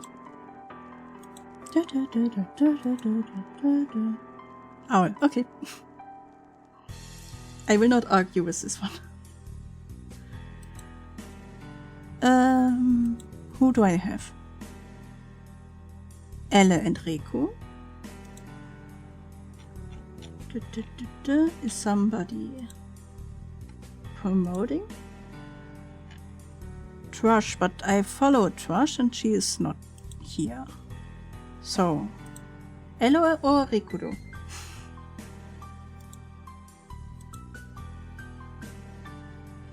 Elle is playing Final Fantasy and Rikudo is Elden Ring. Night Rain?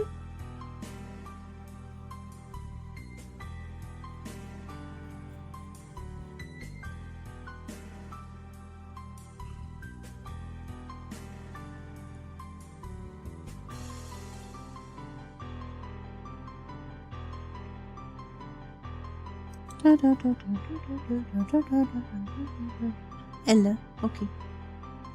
Final Fantasy 7 then. Whee. Oh, this is over. We can bully him. Keeps the streak going. There we go.